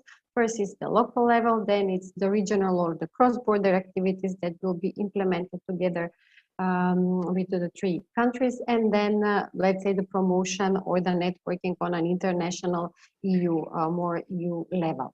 The local activities were mainly foreseen as what we call them community forums, which means that in the framework of the project, in each municipality that is part, of course, of the project, a thematic community forum will be organized with the aim to present, to exchange, and to discuss the 4 axes of cooperation, and in the same time actually to prepare the content for the regional activities. The community forums will gather citizens who are interested in the proposed axis of cooperation, also young people, professionals, and other relevant actors, again linked with the thematics. This activity will be based mainly on citizens' participatory approach, and the community forum will at the end result in additional development of ideas and contributed to the deepening participants' interaction and relations. So the thematic community forums will take place during the duration of the whole project. Then when it comes to the regional cross-border scope, we have divided several activities in the framework of the different axes of cooperation. Regarding the first axe of cooperation, democracy, we wanted to start it with a kind of a regional network forum who will actually launch this project, and the idea of this forum is to gather the people who will be the persons who will be included in the project management, actually the project team, the team management, relevant civil society representative, young people, young organizations, also members from the municipal representatives, and all of them permitted in the field of the democracy. So the forum will meet as an introductory event, so as to contribute to the content of the activities on regional and a local level. We have foreseen during the duration of the project 3 thematic forums. Each of them will be organized in the objective to plan and monitor and to evaluate the local activities, but also the regional activities. Second activity within the axe of cooperation democracy is a summer school on the topic of storytelling and respecting. The objective of this summer school will be to engage young people from the 3 countries and to explore the meaning of the historytelling with special attention to storytelling as a tool. This summer school will combine theoretical inputs and practical activities, lectures, etc. Moreover, the participants will have the possibility to engage in storytelling-based activities. The second axe of cooperation was the education, and here the focus will be put on students and school exchanges. So the first activity is actually imagine as a university exchange. So students of ethnology or various linguistic disciplines will collect oral tradition from individuals from the cross-border area and but also generally from the three countries, and gather also objects that are witnessing common or and various cultural heritage. Some minorities in this triangle, such as the Spanish-speaking Jews, Aromanians, and other ethnic groups who are living here, and religious or linguistic groups can be also in the focus of the interest of this university exchange. Then we also considered art students in fine arts, music, and drama, who can explore cultural heritage and can create works inspired by common motifs. The results of those activities at the end will be presented in a form of exhibitions, concerts in all of the three countries. The second activity is foreseen as a school exchanges. So teachers from primary and high schools in this area will create and implement lesson plans that include content specific for the Torlak dialect and common cultural heritage of this triangle. The school exchanges will be organized online or in person with creating an online blog, online content, or other joint products as a result. The third action, and a very important one, is economy. And between these acts of cooperation, we have imagined to create a web platform as database for developing business contacts and economic exchanges between economic operators from this border triangle. This activity should be implemented together with the Chamber of Commerce from this triangle in order to develop data exchange standards for cross-border e-commerce, of course, here respecting the legal framework from each of the countries. The second activity is based on exchange of practices in format of panel discussions or working groups. This activity should actually provide best practices of safe and secure conduct for cross-border traders in goods. The idea is to create an efficient, responsible, and reliable cross-trade. Participants in these activities, the panel discussion and the working groups, will be professionals, traders, and the competent authorities. The basic objective is to promote open cross-border trade and investment, and to help business meet the challenges and the opportunities of the world, the globalization in general. The last act of cooperation is culture, and it's also a very important one. Again, it's foreseen to have a university cooperation on the topics of shared architecture heritage. The objective of this cooperation is to encourage open dialogue on peaceful and tolerant interpretation of cultural resources among the heritage practitioners and cultural workers.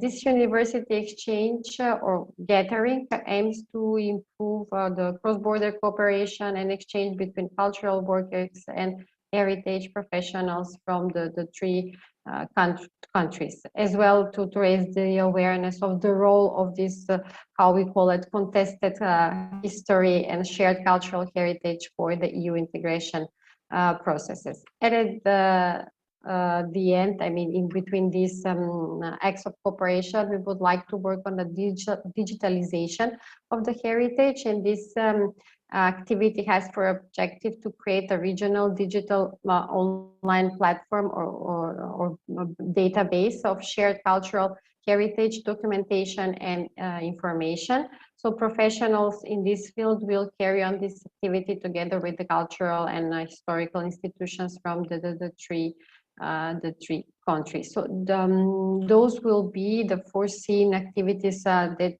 should take place on a regional level between this cross-border region, but also on a national level in each of the three countries. And then the idea is, of course, for us as a specific triangle to be part of this network and to present our outcomes and results between this bigger network. work.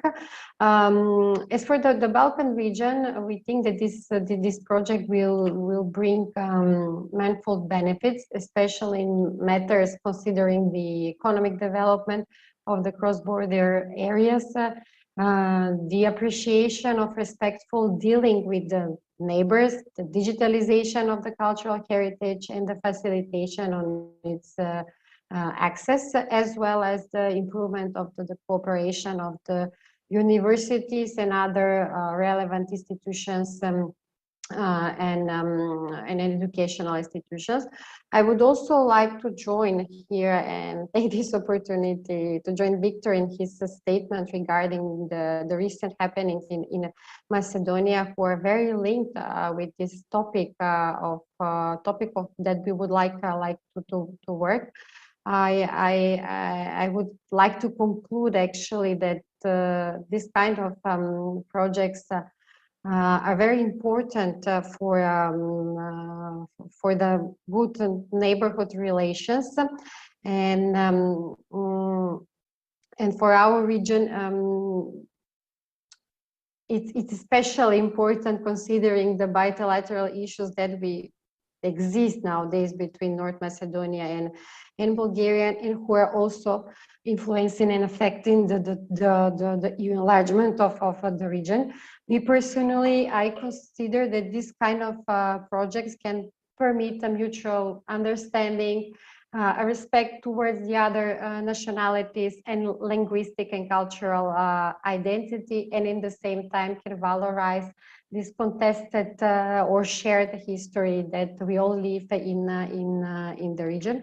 So I'm very happy that we are part of this kind of initiative, who has also an importance, even though the big part of activities are taking place locally in a small community or in the cross-border area, which very often are forgotten, but they also have an important role in bilateral but also multilateral relations on the EU level and in the promoting of the EU values. Thank you.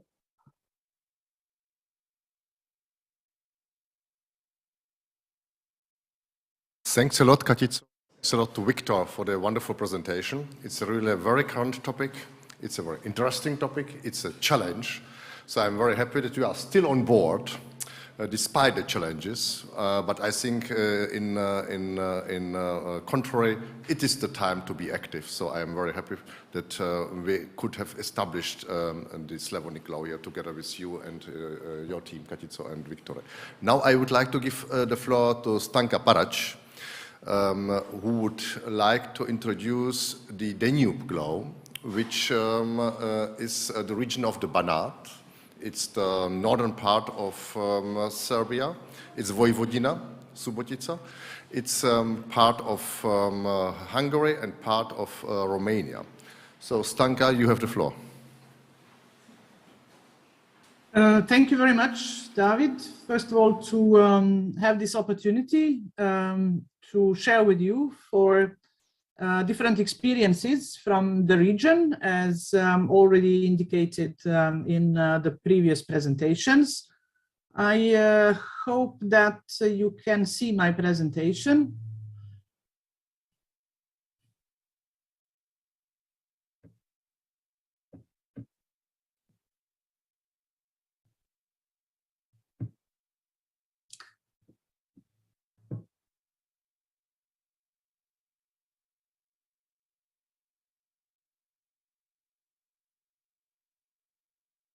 Yes, thank you.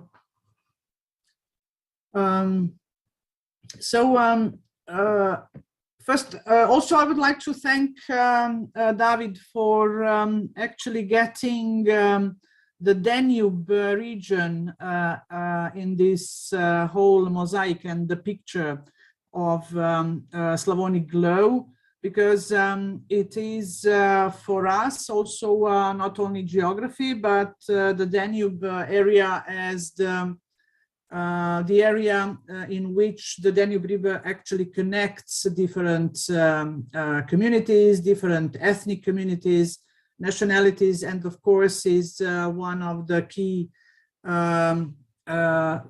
cornerstone of the cross-border cooperation. I will speak from the perspective of a civil society practitioner working primarily at the local level and at the regional Western Balkan level, coming from Vojvodina region, from, as David said, the Vojvodina region, which is in the north of Serbia, and one of the regions which is basically most developed, I would say, part of the country, with a long history of, first of all, intercultural tolerance, respect for diversity, and the region which today, can I ask you the next slide, is the region in which 26 ethnic minorities, we name those according to our legislation as national minorities, according to the legislation. So 26 ethnic and national minorities, and with 6 languages in official use, which means that in 45 municipalities which are in the Vojvodina area, more than half of them have in official use 2, 3, or even more minority languages.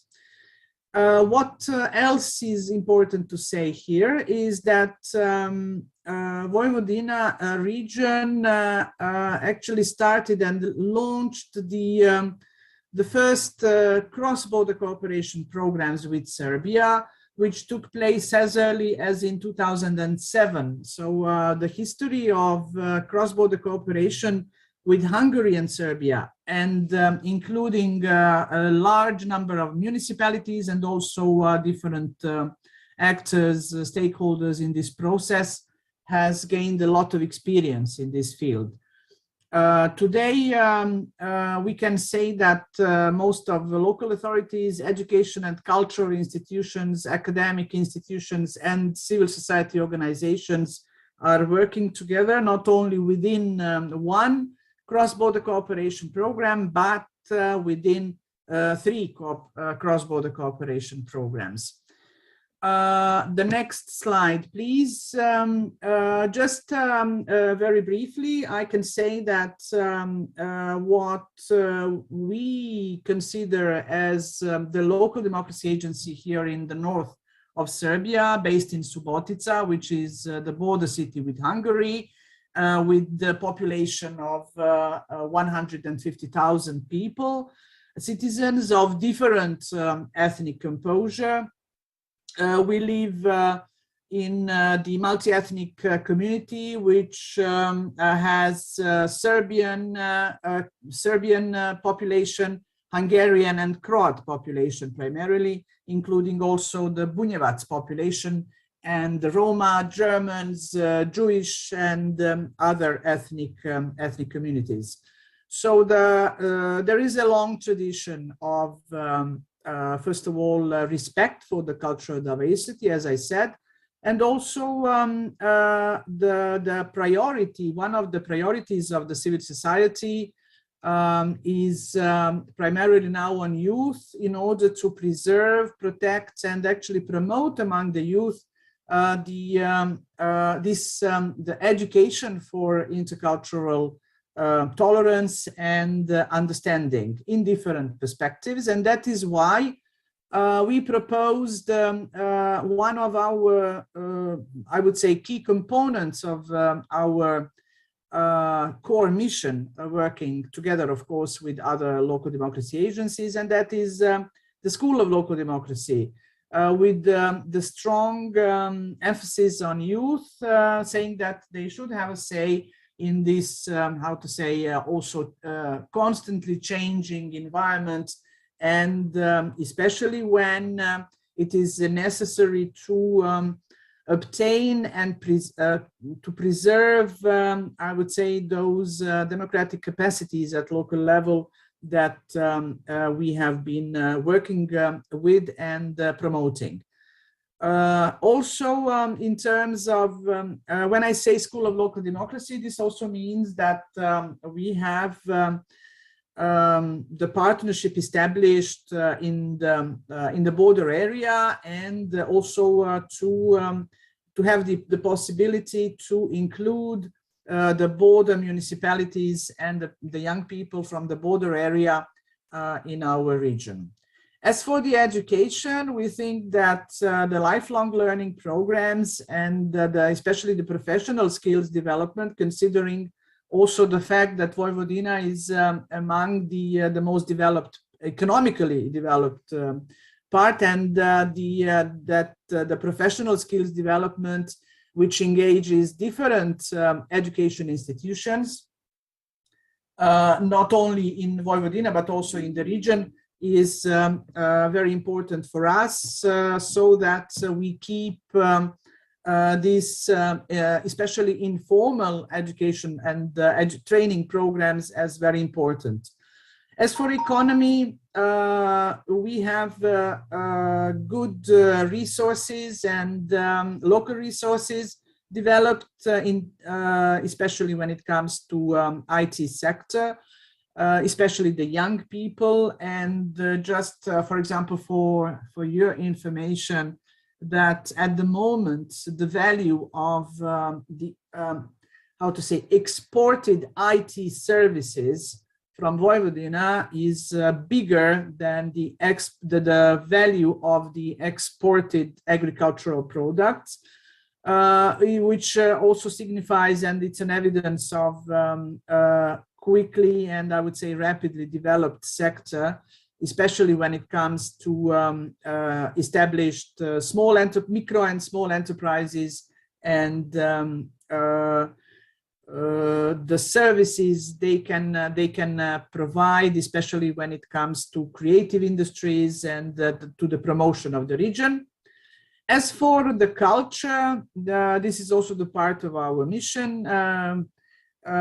We have the experience and also would like to develop new innovative cultural heritage tours, which include also not only how to say the cultural sites as such, but also involves the active tourism. We have bike lanes established and developed, I think, with many kilometers, so we can have these biking tours to Hungary, to Croatia, and to Romania from different points. Also, that in terms of wellness and spa tourism, and I would really add here also the religious facilities and to promote also the religious tourism in this area.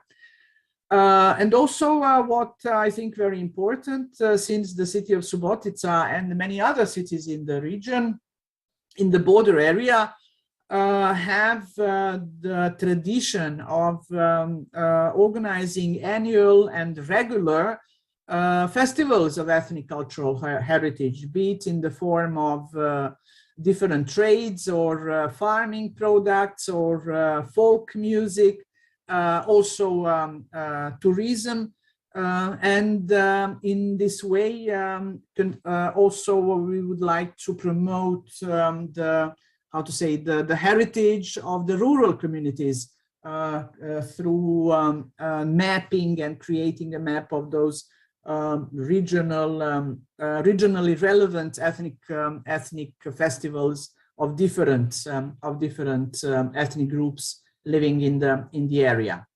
The next slide, please, is just the description of our partnership, and as already stated in the presentation, we have the members of the Balkan Network for Local Democracy, which comprises local democracy agencies in Balkan countries, all of them. Also, Subotica is LDA, Local Democracy Subotica, as a hub to this program, has well-established cooperation with civil society organizations in the 3 countries I wanted to mention here. Croatia, which is the city of Osijek, where we work together with the Center for Intercultural Dialogue and Nonviolence, also the local democracy agency in Osijek, with the long-standing tradition in education, especially when it comes to the issues of reconciliation process and the multi-perspectivity in teaching history. From Hungary, our most reliable and the long-standing partner is based in Budapest. It's the European House, with which we also have, how to say, the working relations, and their contribution would be very relevant to our working together, especially when it comes to the School for Local Democracy concept. And in Romania, our long-standing partner is based in Timișoara, which is the Intercultural Institute in Timiș area, as the border area to Banat, and with a number of successfully implemented cross-border cooperation programs. Of course, our local partners like tourist organizations, and when I say tourist organizations, it also, we can add the education and cultural institutions, and local authorities, especially in border areas. As I said, the history of working together, also connecting the local authorities, Osijek, Subotica, Szeged, Subotica, and Timișoara, Vršac in Banat, are very rich, and we think that they also can make a very important contribution to this, I would say, ethnic diversity and the respect for the diversity. And also, I would here mention the important Vojvodina regional authorities, the government, and the ombudsman, where we can follow how actually these, I would say, linguistic, cultural, and other human rights of the minorities are respected in Vojvodina, for which we would also like to put it as an example of good practice. Thank you very much for your attention.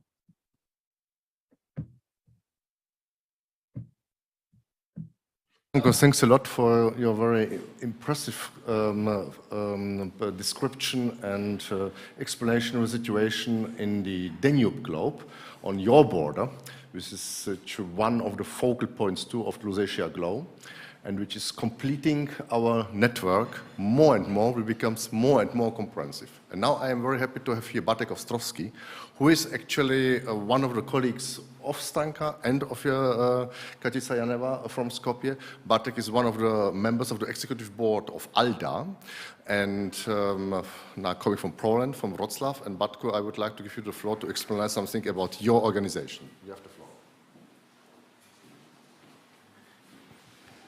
Thank you, Daniel. Thank you for inviting me. As David mentioned, I arrived from Wrocław, and therefore I'm here in person, and you heard Katica and Stanka online because they are located far away.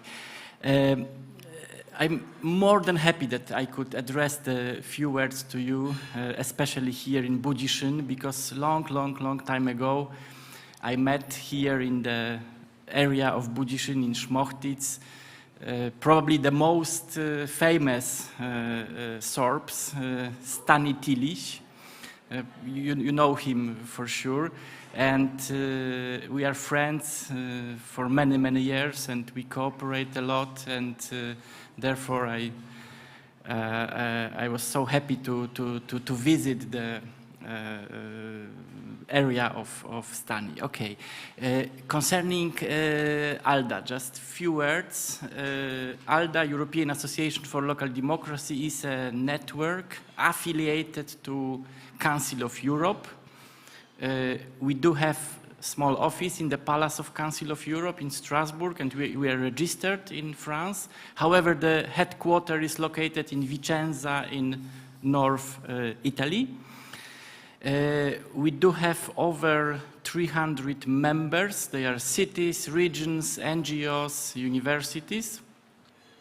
And we have plenty of activities. Right now we run like 80 projects. But I would like to mention our spécialité de la maison, our really something special activity. We run 15 local democracy agencies located in Western Balkan, Eastern Partnership and North Africa, plus 16 LDA brand new we opened last year in Turkey. And we would like to expand this network, and this network is devoted to support of local democracy, good governance, local development, local democracy, public participation. And finally, I would like to mention one example of our LDA because really it's relevant. We do have 2 LDAs in Ukraine. The first one was created in Dnipro, and the second one in Mariupol. And this one in Mariupol doesn't exist, physically doesn't exist, because the city was destroyed by Russians, by Russian aggressions. Thanks God, our colleagues working for this LDA in Mariupol left on time, and they relocate inside of Ukraine, and right now they live in Zakarpattia, close to the Slovak and Hungarian border, and we continue cooperate. But for sure, 100%, after liberalization of Mariupol, we will rebuild, re-establish our local democracy agency in Mariupol and developed these activities. Thank you for your attention. Slava Ukraini.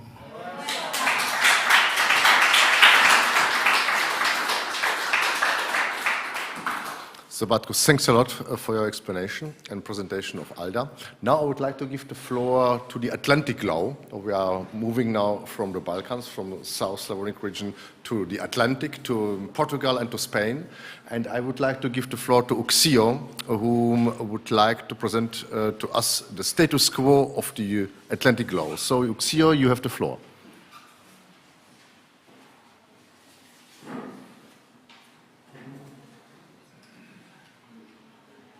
Hello, how are you? I'm very happy of stay here for you from the distance. Sorry for our not presence here by family situations and the 7th wave of the COVID. I think I have to share my presentation. Here, and in order to share a bit of our nation or minority or various minority of all these things. Okay, we are here. Welcome to the last Roman finished ride from Buenos Aires to Zurich, from Sao Paulo, Brazil to Berlin, from Newark to Mexico City, from Terranova, that is a Galician name, to any Zara shop or any of the many ships in the world. If you hear Galician, you should visit us, because as the pilgrimage to San Andrés of the Teixido teaches us, if you don't come alive, you will come when you die. Tarnet a reptile. Our Santiago ways, because Santiago de Compostela city is our capital, our Santiago ways are the routes that measure Europe, and will always be your destination, the other human being on the other side of the earth, and in the middle, all Europe. We are waiting for you. Aguardamos vos. Thank you. Gracias. But why Portugal is here? Our Atlantic law is the most extreme, the most peripheral law of all the European minorities network. It's shaped to the Galicia and North Portugal Euro region, that is a cross-border Euro region straddling Galicia, our region in Spain, with the capital on Santiago de Compostela, at the end of Santiago's Way, and the northern region on Portugal. It was established in 2008, and is made under these territories: the region of Galicia, the autonomous community of Galicia, remember always, the region of the north of Portugal, the region of the center of Portugal too, and the Bierzo, and the Extremadura, that is in other communities of Spain, but talking our language, the ancient Portuguese, the Galician. The regional cross-border point of view is very unbalanced because the Portuguese side have less knowledge about their cultural and linguistic continuity with the Galician region. And then we have several cooperation tools at the transbarrier level. The cross-border strategy RIS3 about the smart specialization of our region. The Galician North Portugal Euro-region that I have talked before. And the Interreg cross-border cooperation POCTEP. That is our best weapons to be together, to be Galicians together, even in Spain and in Portugal.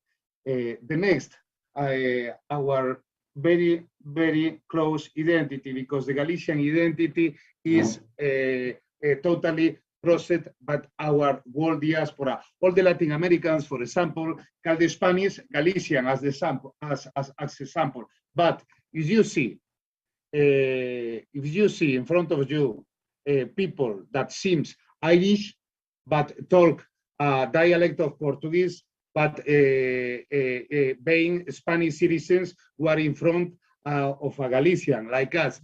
Under the Ireland Foundation Meet, we are their discoverers. Today, we are considered part of the 7 Celtic nation with music, with famous bagpipers, not bullfighters, bagpipers, as Cristina Pator, Carlos Núñez, singers known cross-border as our singer Usia or Voice Up, and the Reteiras now viralized with their Eurovision candidature, indie like Los Planetas, and the cheapest seafood all over Europe. But why Portugal is at linguistic level? Because we are the common language family.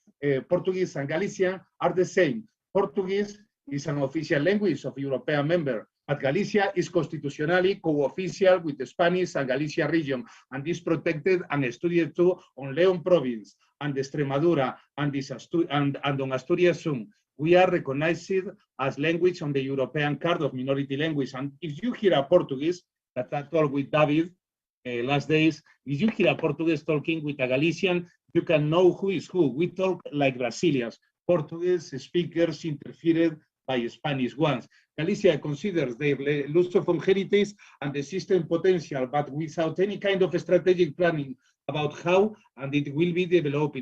We have several steps forward.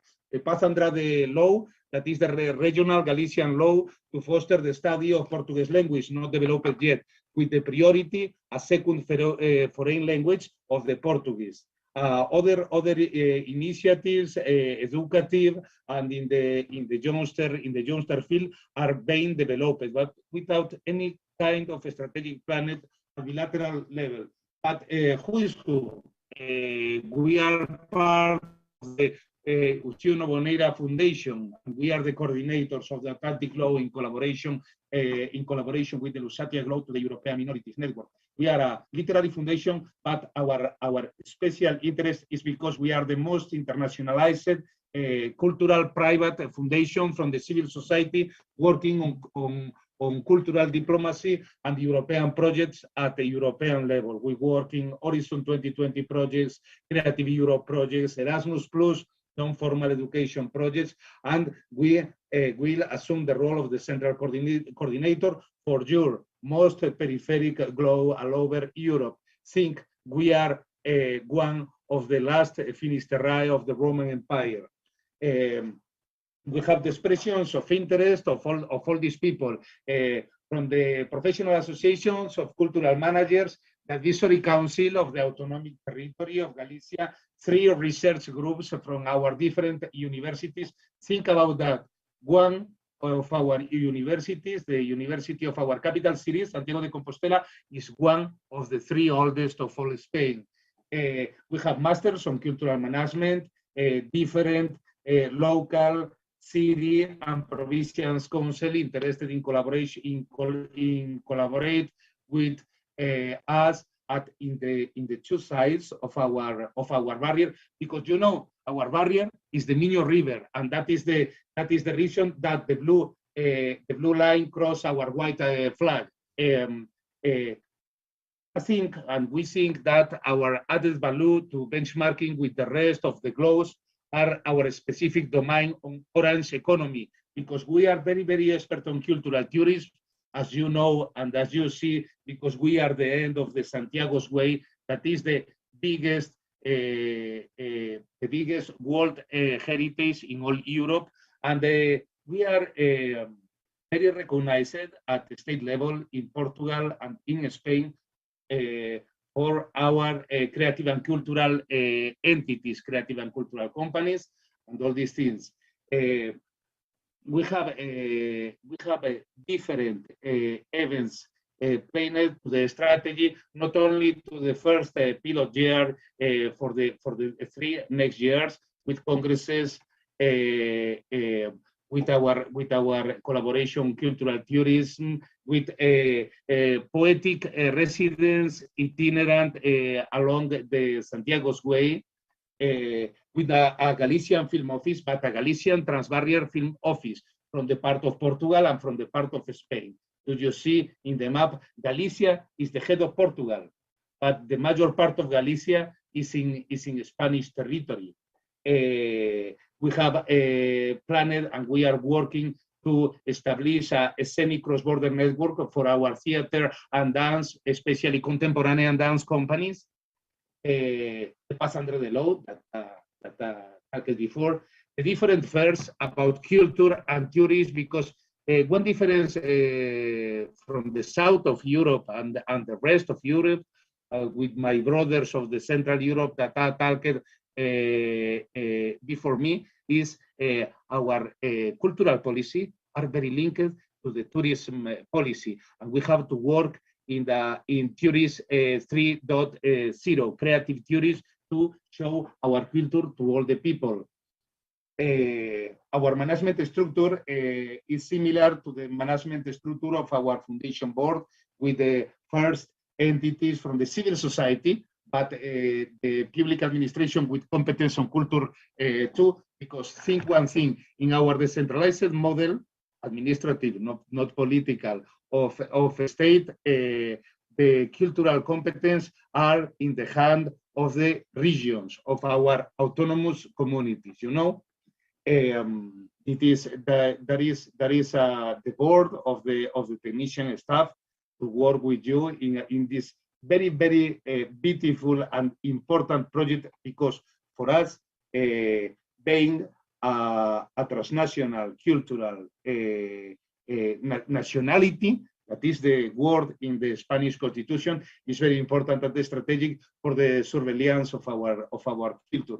If you know, you can identify a couple of our artists. Luis Tosar is a very famous actor, even in Hollywood. Carlos Núñez is our most famous bagpiper. But if you talk with the Finland director Aki Kaurismäki, he will tag you. He is half Galician, or the British piano player James Rod, our very famous filmmaker Oliver Lache, and all the people. For us, we are very proud of our cultural heritage. Not only the Santiago's Way, as the biggest World Heritage on the world. We have the Hercules Tower, that is the most ancient tower or Roman tower on the coast of Europe. The Lugo Roman Wall, that is the unique conserved at a whole, conserved entirely. The Santiago City Historic Center, the Tower of Óbidos in Porto, and the Douro wine. Remember the wine, because the wine is very European. But we have 3 European capitals of culture: Santiago in Spain, in Galicia, remember, and Porto and Guimarães cities in the north of Portugal. Another coming on 2023, because we have 4 Portuguese candidate cities to the ECOC, to the European capitals of culture now. As mentors or ambassadors, our network of private companies. You know Sarah, very well because he's the head of Finites with SERBSKI and Pulamir and all these things. But think about our first ceramic industry, Sargadelos, or our mentioned as best practice of youth and children literary publishing house, Calandraca, or our beer, Estrella Galicia, that is famous or far from our Spanish barriers, the Grupo Cuevas of Marrón Glacé, and our wines, white, Adolfo Dominguez, because we are a very important zone in fashion brands.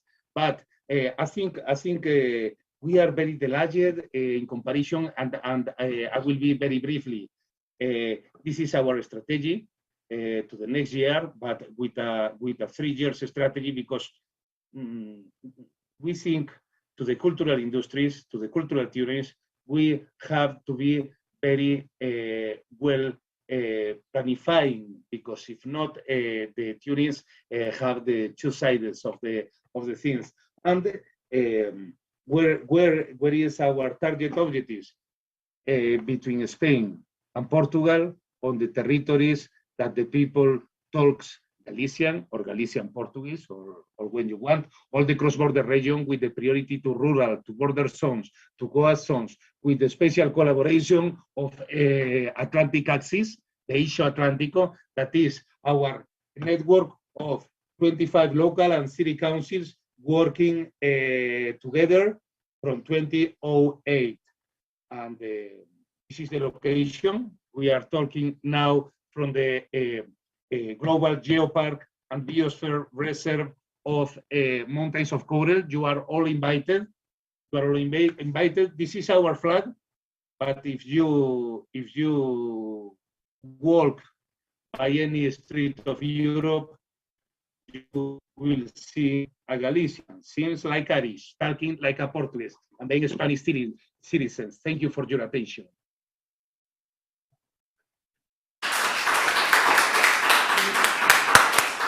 Dear Uxios, thanks a lot to the Atlantic Law. It was a great presentation, as always, full of content and of ideas which we will realize together.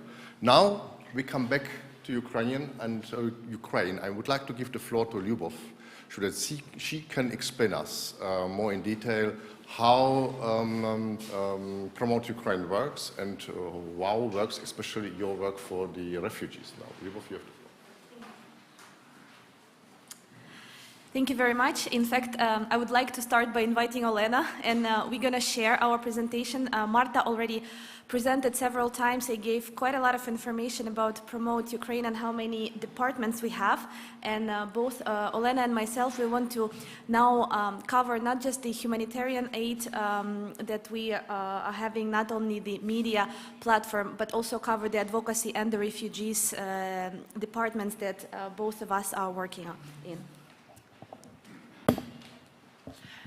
Hello, everyone. It's a pleasure to be here and to be able to share our experience throughout this almost 5 months of intense work in the coordination center of Promote Ukraine since the full-scale war started. We see a very important and crucial role of our Ukrainian NGO based in Brussels in the work of advocacy team, because other streams are also shared by Ukrainian volunteers around the world and in Ukraine, but the fact that we are have a chance to be based in Brussels and to engage in direct advocacy work is very important. So we try to use the opportunity to directly speak and organize meetings with permanent representations of EU member states and non-member state countries to European Union, and also have direct meetings with the offices of EU institution leaders to advocate our calls for support in Ukraine, both politically and military, supporting us with the humanitarian aid. We were also heavily were advocating for the granting Ukraine EU candidacy status, and we are extremely glad that we are a step forward to join the EU family. The family that is also pursuing the diversity of minorities and national minorities. And at the same time, we try to support the work of our advocacy team with sort of a work on the ground with manifestations in the heart of European democracy next to European institutions, while European leaders are taking historical decisions regarding the military support in NATO, regarding the political support in EU, during the EU Council meetings and so on. I think one of the most powerful demonstrations we had recently was the human chain with which we encircled the EU Council before the decision of granting EU candidacy to Ukraine was done. And it was also a historical reference to the one of the biggest human chains in Europe that took place in Ukraine in 1991 between the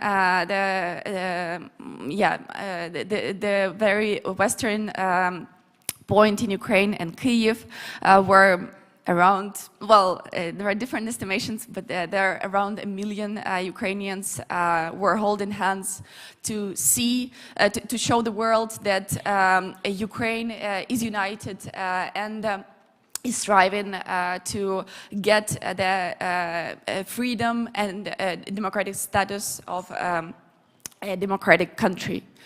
I think if we speak about the work of advocacy team, the most sensible and probably inspiring moment was when we had a meeting with the head of the office of von der Leyen, and there was also a lead of our advocacy team present. Marina was at her 8 months of pregnancy, sharing very emotional stories from the ground in Ukraine, and the head of the von der Leyen's office started crying at that moment. Next day we discovered that Ms. von der Leyen went to Kyiv and to Bucha to see all the atrocities on the ground. This is something that is already related to the humanitarian aid. There is a big and ambitious project that we are launching now, which is called Ukraine Needs You, that we are organizing with joint forces with a Ukrainian NGO KOLO. So we have a strong presence in EU and the network that we can provide to this partnership, while KOLO has a ground-based knowledge of so-called volunteers on the ground, so they do know the needs of Ukrainian civilians and Ukrainian fighters. So we can have a very effective collaboration without too much of a big bureaucratic bureaucracy and organizational structure. So the idea is to have a very effective fundraising project to make sure that all the aid that we collect is delivered where it is needed, and is not stuck somewhere in the offices, in decision-making centers, and not reaching the ground where the help is greatly needed. Thank you, Luba. I'm passing the word to you. Thank you very much. I'll try to be short. I know you're all already tired and hungry, but please bear with us for a few more minutes, because I think the topic of refugees is, and what we do as Promote Ukraine for the Refugees is kind of in a lot of ways, it's correlated with what you are trying to do with the culture and heritage. And I want to revert back to what Andreas mentioned about the minority groups, that it's not exactly the correct word, and we don't like to use the word refugees. We do not call, in Ukrainian, we do not call them refugees. We call them Ukrainians with a temporary protected status, because they are the citizens of Europe, and they are just now relocated from their homes. They're relocated to the neighboring countries, to the other countries, to the friendly countries who open their doors for us. And that's very important for us, because the refugee is something that you feel that you're never coming back home anymore. Ukrainians want to go back home. Ukrainians want to keep their cultural heritage. They want to not only keep the culture, but they also want to grow and preserve it, and they want to share the culture with Europe now too. And in fact, we see for ourselves this is an opportunity to come to learn the European values, to learn the European practices now, and then bring it back to Ukraine to start building really stronger country when it is safe, and to be really part of the full European Union together with Ukraine. And so at Promote Ukraine, work with refugees, of course, the very big part of it is the emergency response. The emergency response, for the first months, we were helping them to coordinate, because in Belgium specifically, for example, the government took their time in order to decide what is the registration process. People were staying on the streets for 12 to 14 hours in order just to get this paper to say that they are temporarily protected. By the time the government figure out what's the actual process and made sure that it's now a lot faster, we were helping them to find the accommodation. We were helping people to find shelter. And we also opened up together with the sponsors and together with the regular people living in Belgium, both Belgians but also international people, who were giving a lot of donations, clothes, food, hygiene packages. We opened up 2 warehouses. We call them the humanitarian aid distribution centers. And one we decided to close already back now in June, because we see a little bit different dynamic, and also less Ukrainians are arriving on a weekly basis. But we still have one warehouse where we have, as Marta mentioned already to some of you before, on average 200 people per day. And on the days when we distribute food, we have 500 to 800 people. So you can imagine, right, in Belgium, a wealthy, good country where you have food everywhere, people are still they still need food. The refugees still need food and need support. So we see our work here is very important. And we always look for additional support and donations to help us with that. The second big part that we do for the refugees is the actual integration into the society.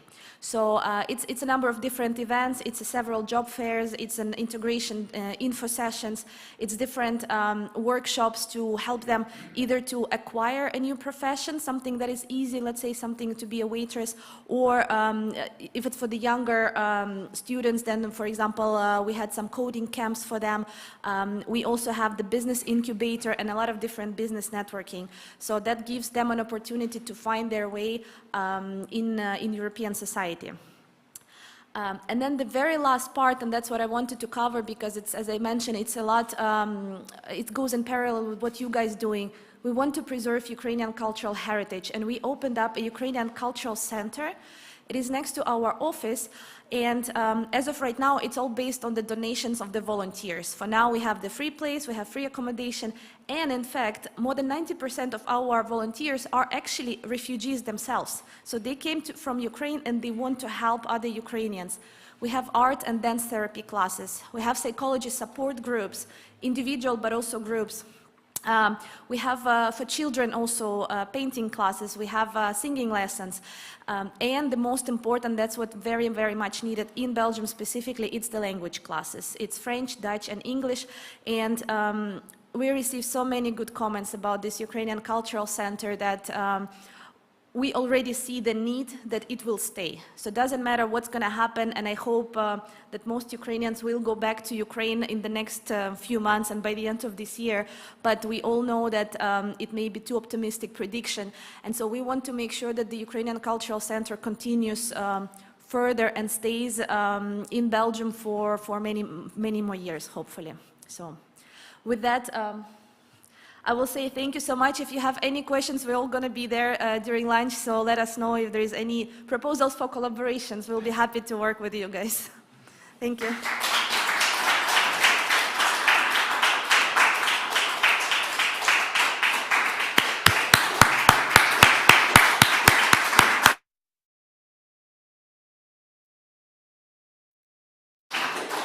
Thanks a lot, Lyubov and Olena, for your presentation and for giving us a real impression of that what we are really doing. So that it's not coming from a newspaper or from the television, it's coming from you, from living people who are really experiencing it. I think it's important for all of us.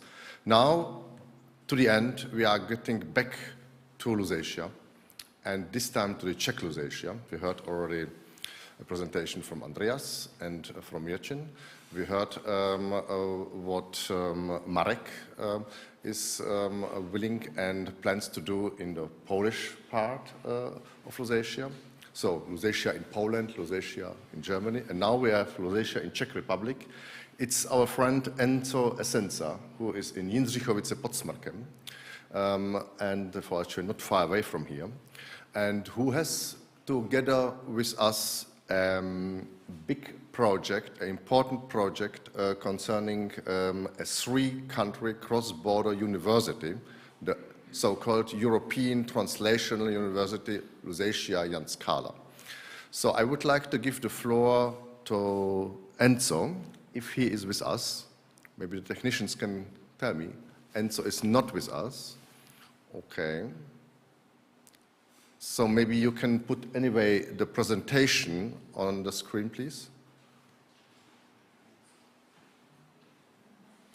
And the first slide, please. Yes, I will share. Okay. Can you see it? Yes, I see it. Okay, great. So if you hear me and you can see the slide... Yes, you are with us, Enzo. Great. Yeah, hello, yeah. Hello. Dobrý den. Hello. You have the floor. Den. Zdravím vás. Yes, so I heard that you are in front of lunch, so I will not take so long and I will maybe jump some of the slides. But if you want to have the full slide presentation, then please get in touch with some of the organizers who have these slides. So now you should see here the slides in full screen mode, and you should not see me because anyway my camera doesn't seem to work. So this is a long-term project which we call the University for the Future, but for the context of this project we call it the European Translational University Lusatia Jan Skala, and it's actually a project which includes all levels of education, because it includes also school and later on also an old age home, which is kind of like a learning center and so on. So it's a whole lifelong, life-wide and life-deep learning project. In 2015, a team, the association Lunaria, founded a free elementary school, Ronia, in Jindřichovice pod Smrkem, which is one of the first free schools in the Czech Republic. We currently provide education for 40 Czech, Polish and German children aged 5 to 15, and we work on increasing the capacity in order to meet the high demand. We work with principles such as self-directed learning, self-motivation and creativity based on holistic approaches. So it's not about grading, it's not about constant evaluation, it's about stimulating the individual genius of children and the curiosity and creativity of children, their self-motivation. The children are not forced to take any compulsory subjects, they do not get grades, and they're not even divided by age because they all learn together. They learn gladly and voluntarily because their curiosity and creativity are stimulated. And the best we can do for our children is to pass on our interest and enthusiasm, zest for life. All subjects are holistically interconnected. We would also like to continue this project by building a high school, which would be inspired by liberal art, which is a tradition that is very alive in the United States, but also other transdisciplinary and mind-opening fields such as human ecology and such transdisciplinary big picture type of approaches. Apart from fine arts, music and theater, the school will cultivate crafts and local traditions. The school will also teach languages, financial literature, and other subjects for real-life application. The curriculum will focus on self-development, opening the mind, heart, and will, and of course also for preparing for the challenges of the 21st century, which most schools nowadays do not. The students learn to co-create projects and to develop deep and lasting friendships. Community aspect of the school is very important. So after the primary school and the high school, the university would be the next logical step towards a comprehensive educational offer in the region. And I would like to say that the free school movement is one inspiration for us, but it's not the only one. We can look at Montessori, we can look at Waldorf schools, we can look at new ecological schools or project-based learning.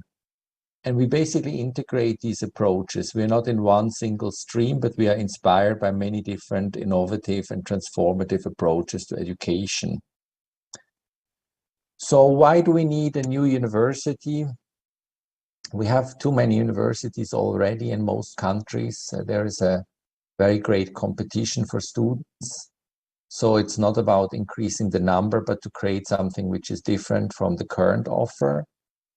It's a systemic redesign of all dimensions of higher education, doing research in different way, different pedagogic models, different approaches to architecture, different approaches to economics, and so on. Current universities, in our opinion, and I'm working at the university for many, many years, still part of a traditional university. But I think that, current universities cannot really be transformed. They are very set already for decades and hundreds of years in a certain model, which is not reformable, essentially. Of course, you can introduce slight innovations here and there, but the whole system as such is so dramatically out of line with the 21st century that it cannot be fixed, in my opinion.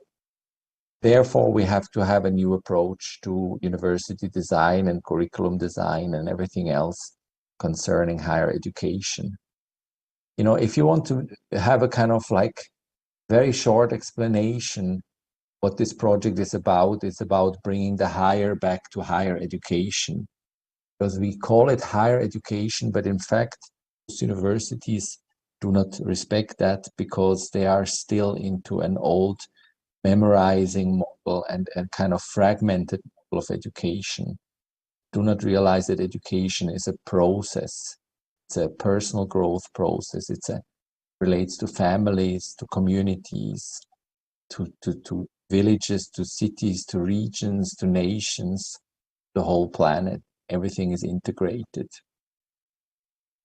So here's the vision. It was already presented, so I will cut it short, but it's essentially about 3 countries coming together, making a cross-border, transnational, transcultural university, which is based on deep European roots of culture and based on an orientation of next Renaissance. We believe that right now, if you listen to the presentation on Ukraine and so on, we're going every direction except the next Renaissance. This is why exactly now is the moment to focus on positive visions for the future, because there will be hopefully a future, and it has to be built on something very substantial. The Renaissance can only happen based on substantial things, not on kind of superficial ideas of innovation and reform. So this is something which relates to the current development of the world. and it would include students from Ukraine, but precisely also students from Belarus and Russia, because we should not forget that many people in Belarus and Russia not agree with the policies of their government, and they should be welcome in our landscape of higher education. Yeah, so this is about the regional aspects of the university. I will skip that because I'm sure that you are familiar with this. I already said it has a transdisciplinary orientation. I cannot explain this now, but there's a certain hierarchy from subspecialization and specialization to disciplinarity, to multidisciplinarity, to interdisciplinary and transdisciplinarity. And transdisciplinarity is, so to speak, the highest orientation that you can have when you bring about curriculum design and general orientation towards education. Our orientation is to regenerative futures. We really believe in ecology. We believe in community, believe in family regeneration, and we believe in new political models that can achieve peace in a true way, not the kind of peace that, for example, the Russian dictated peace, but a real peace that is acceptable to people around the world. So that's why our university relates to important policy developments such as the Green Deal. We think that most aspects of the Green Deal are good ideas. And here are some of on this slide, you see some of the aspects of the Green Deal that we respect and we want to support with this university. So yes, it's also an ecological university, you can say.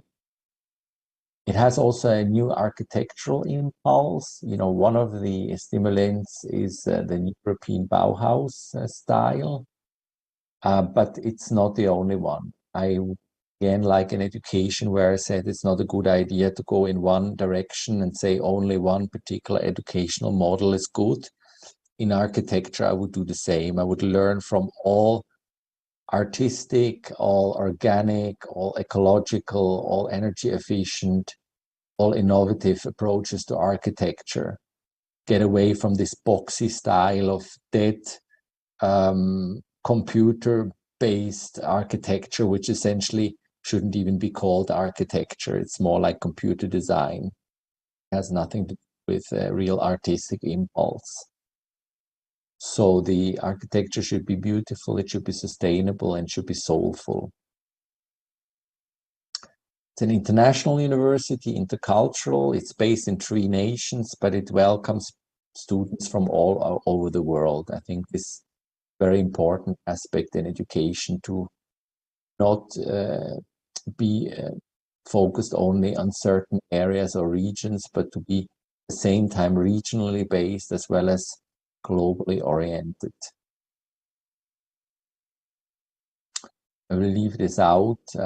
This is about the 3 locations, Bautzen, Lešná, and Jindřichovice-pod-Smrkem. And the Jindřichovice location is particularly attractive because it's a location where with a lot of poverty, at least in relation to Czech standards.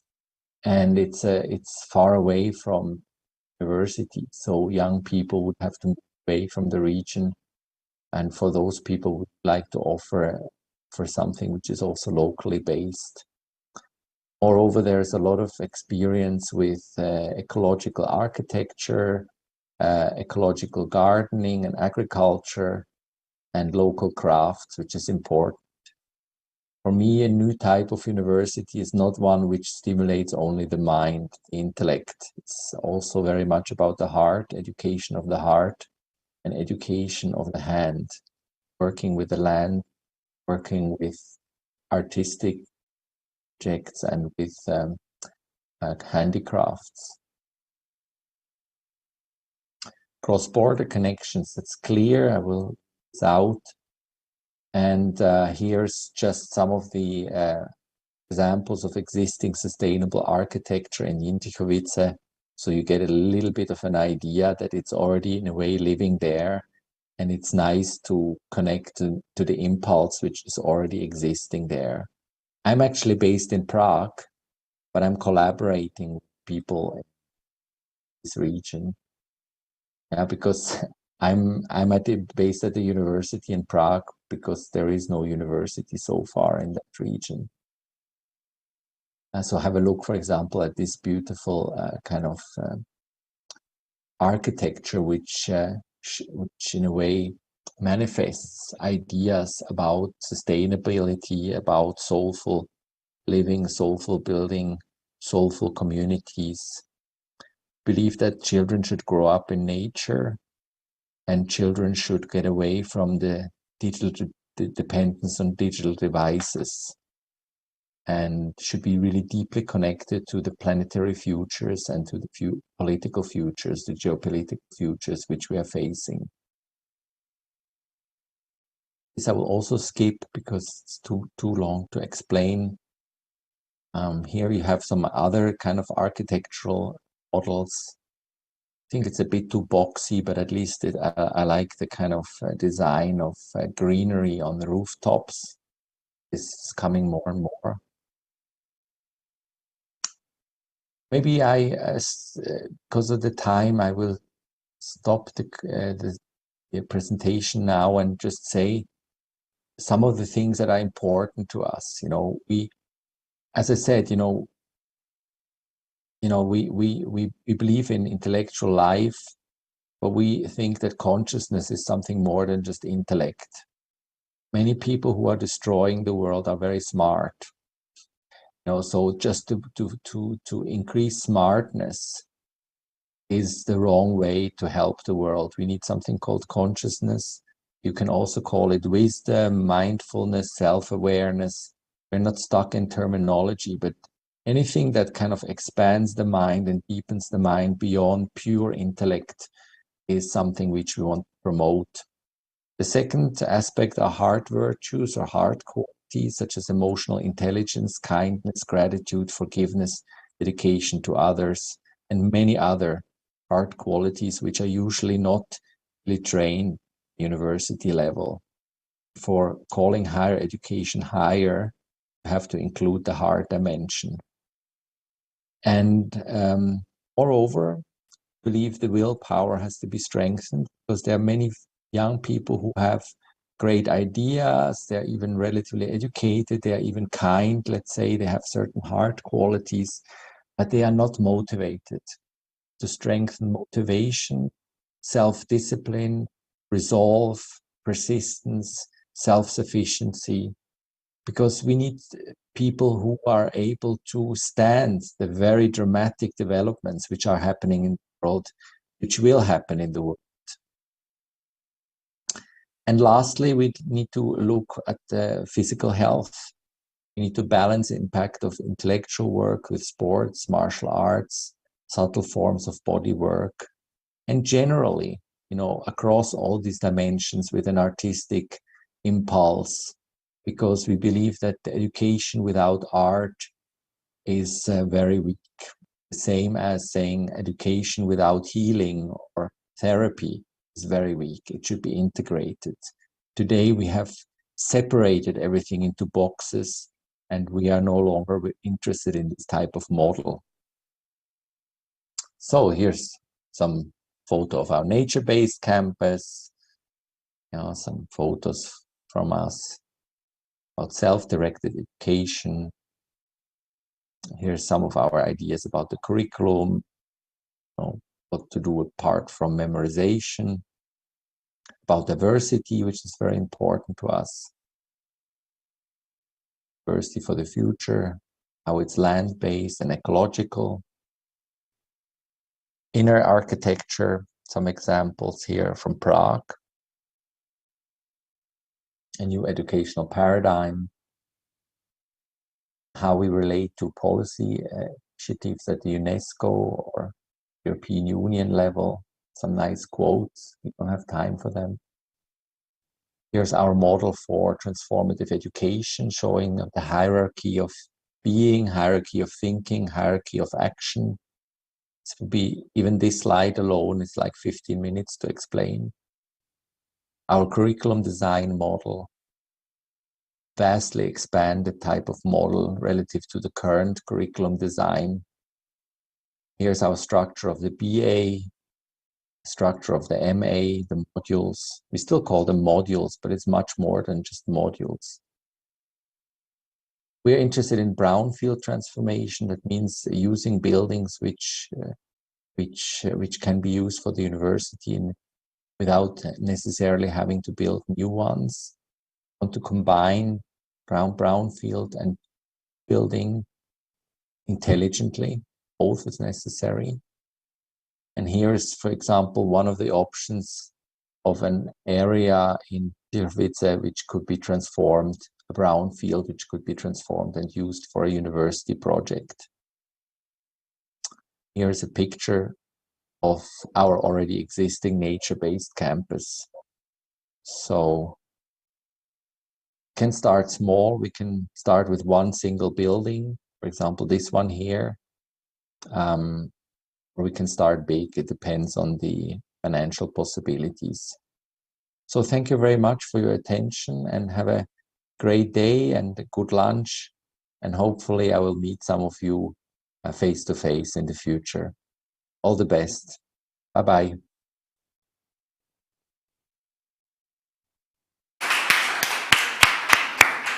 So Enzo, thanks a lot for this wonderful closure. I think in a certain way it was the top of not only today, but of all these 2 days, because that's actually where we would like to go to, and where we would like to take the people with us to higher objectives of this life, to higher objectives of our own evolution. And I would like to close with regards to what Enzo showed us, and with regards to what we have learned these 2 days, with a quotation of the first president of Czechoslovakia, Tomáš Garrigue Masaryk, who said 100 years ago, "No power of this world can keep, even if it would be connected to the entire hell, can keep an intelligent, educated and cultivated nation and people in slavery and oppression." It was 100 years ago. Unfortunately today, it's more a current topic than ever. And so we hope that our small contribution during these 2 days can be one of the small pieces to contribute to a better world, to a better life in Europe. And so that all of us, the next time we will meet, it will be under other circumstances, and it will be with the same objectives, but already some more steps further, due to our contribution, due to your contribution, and due to the tenacity which we all have. Thanks a lot. And now I would like to invite you to the very merited lunch.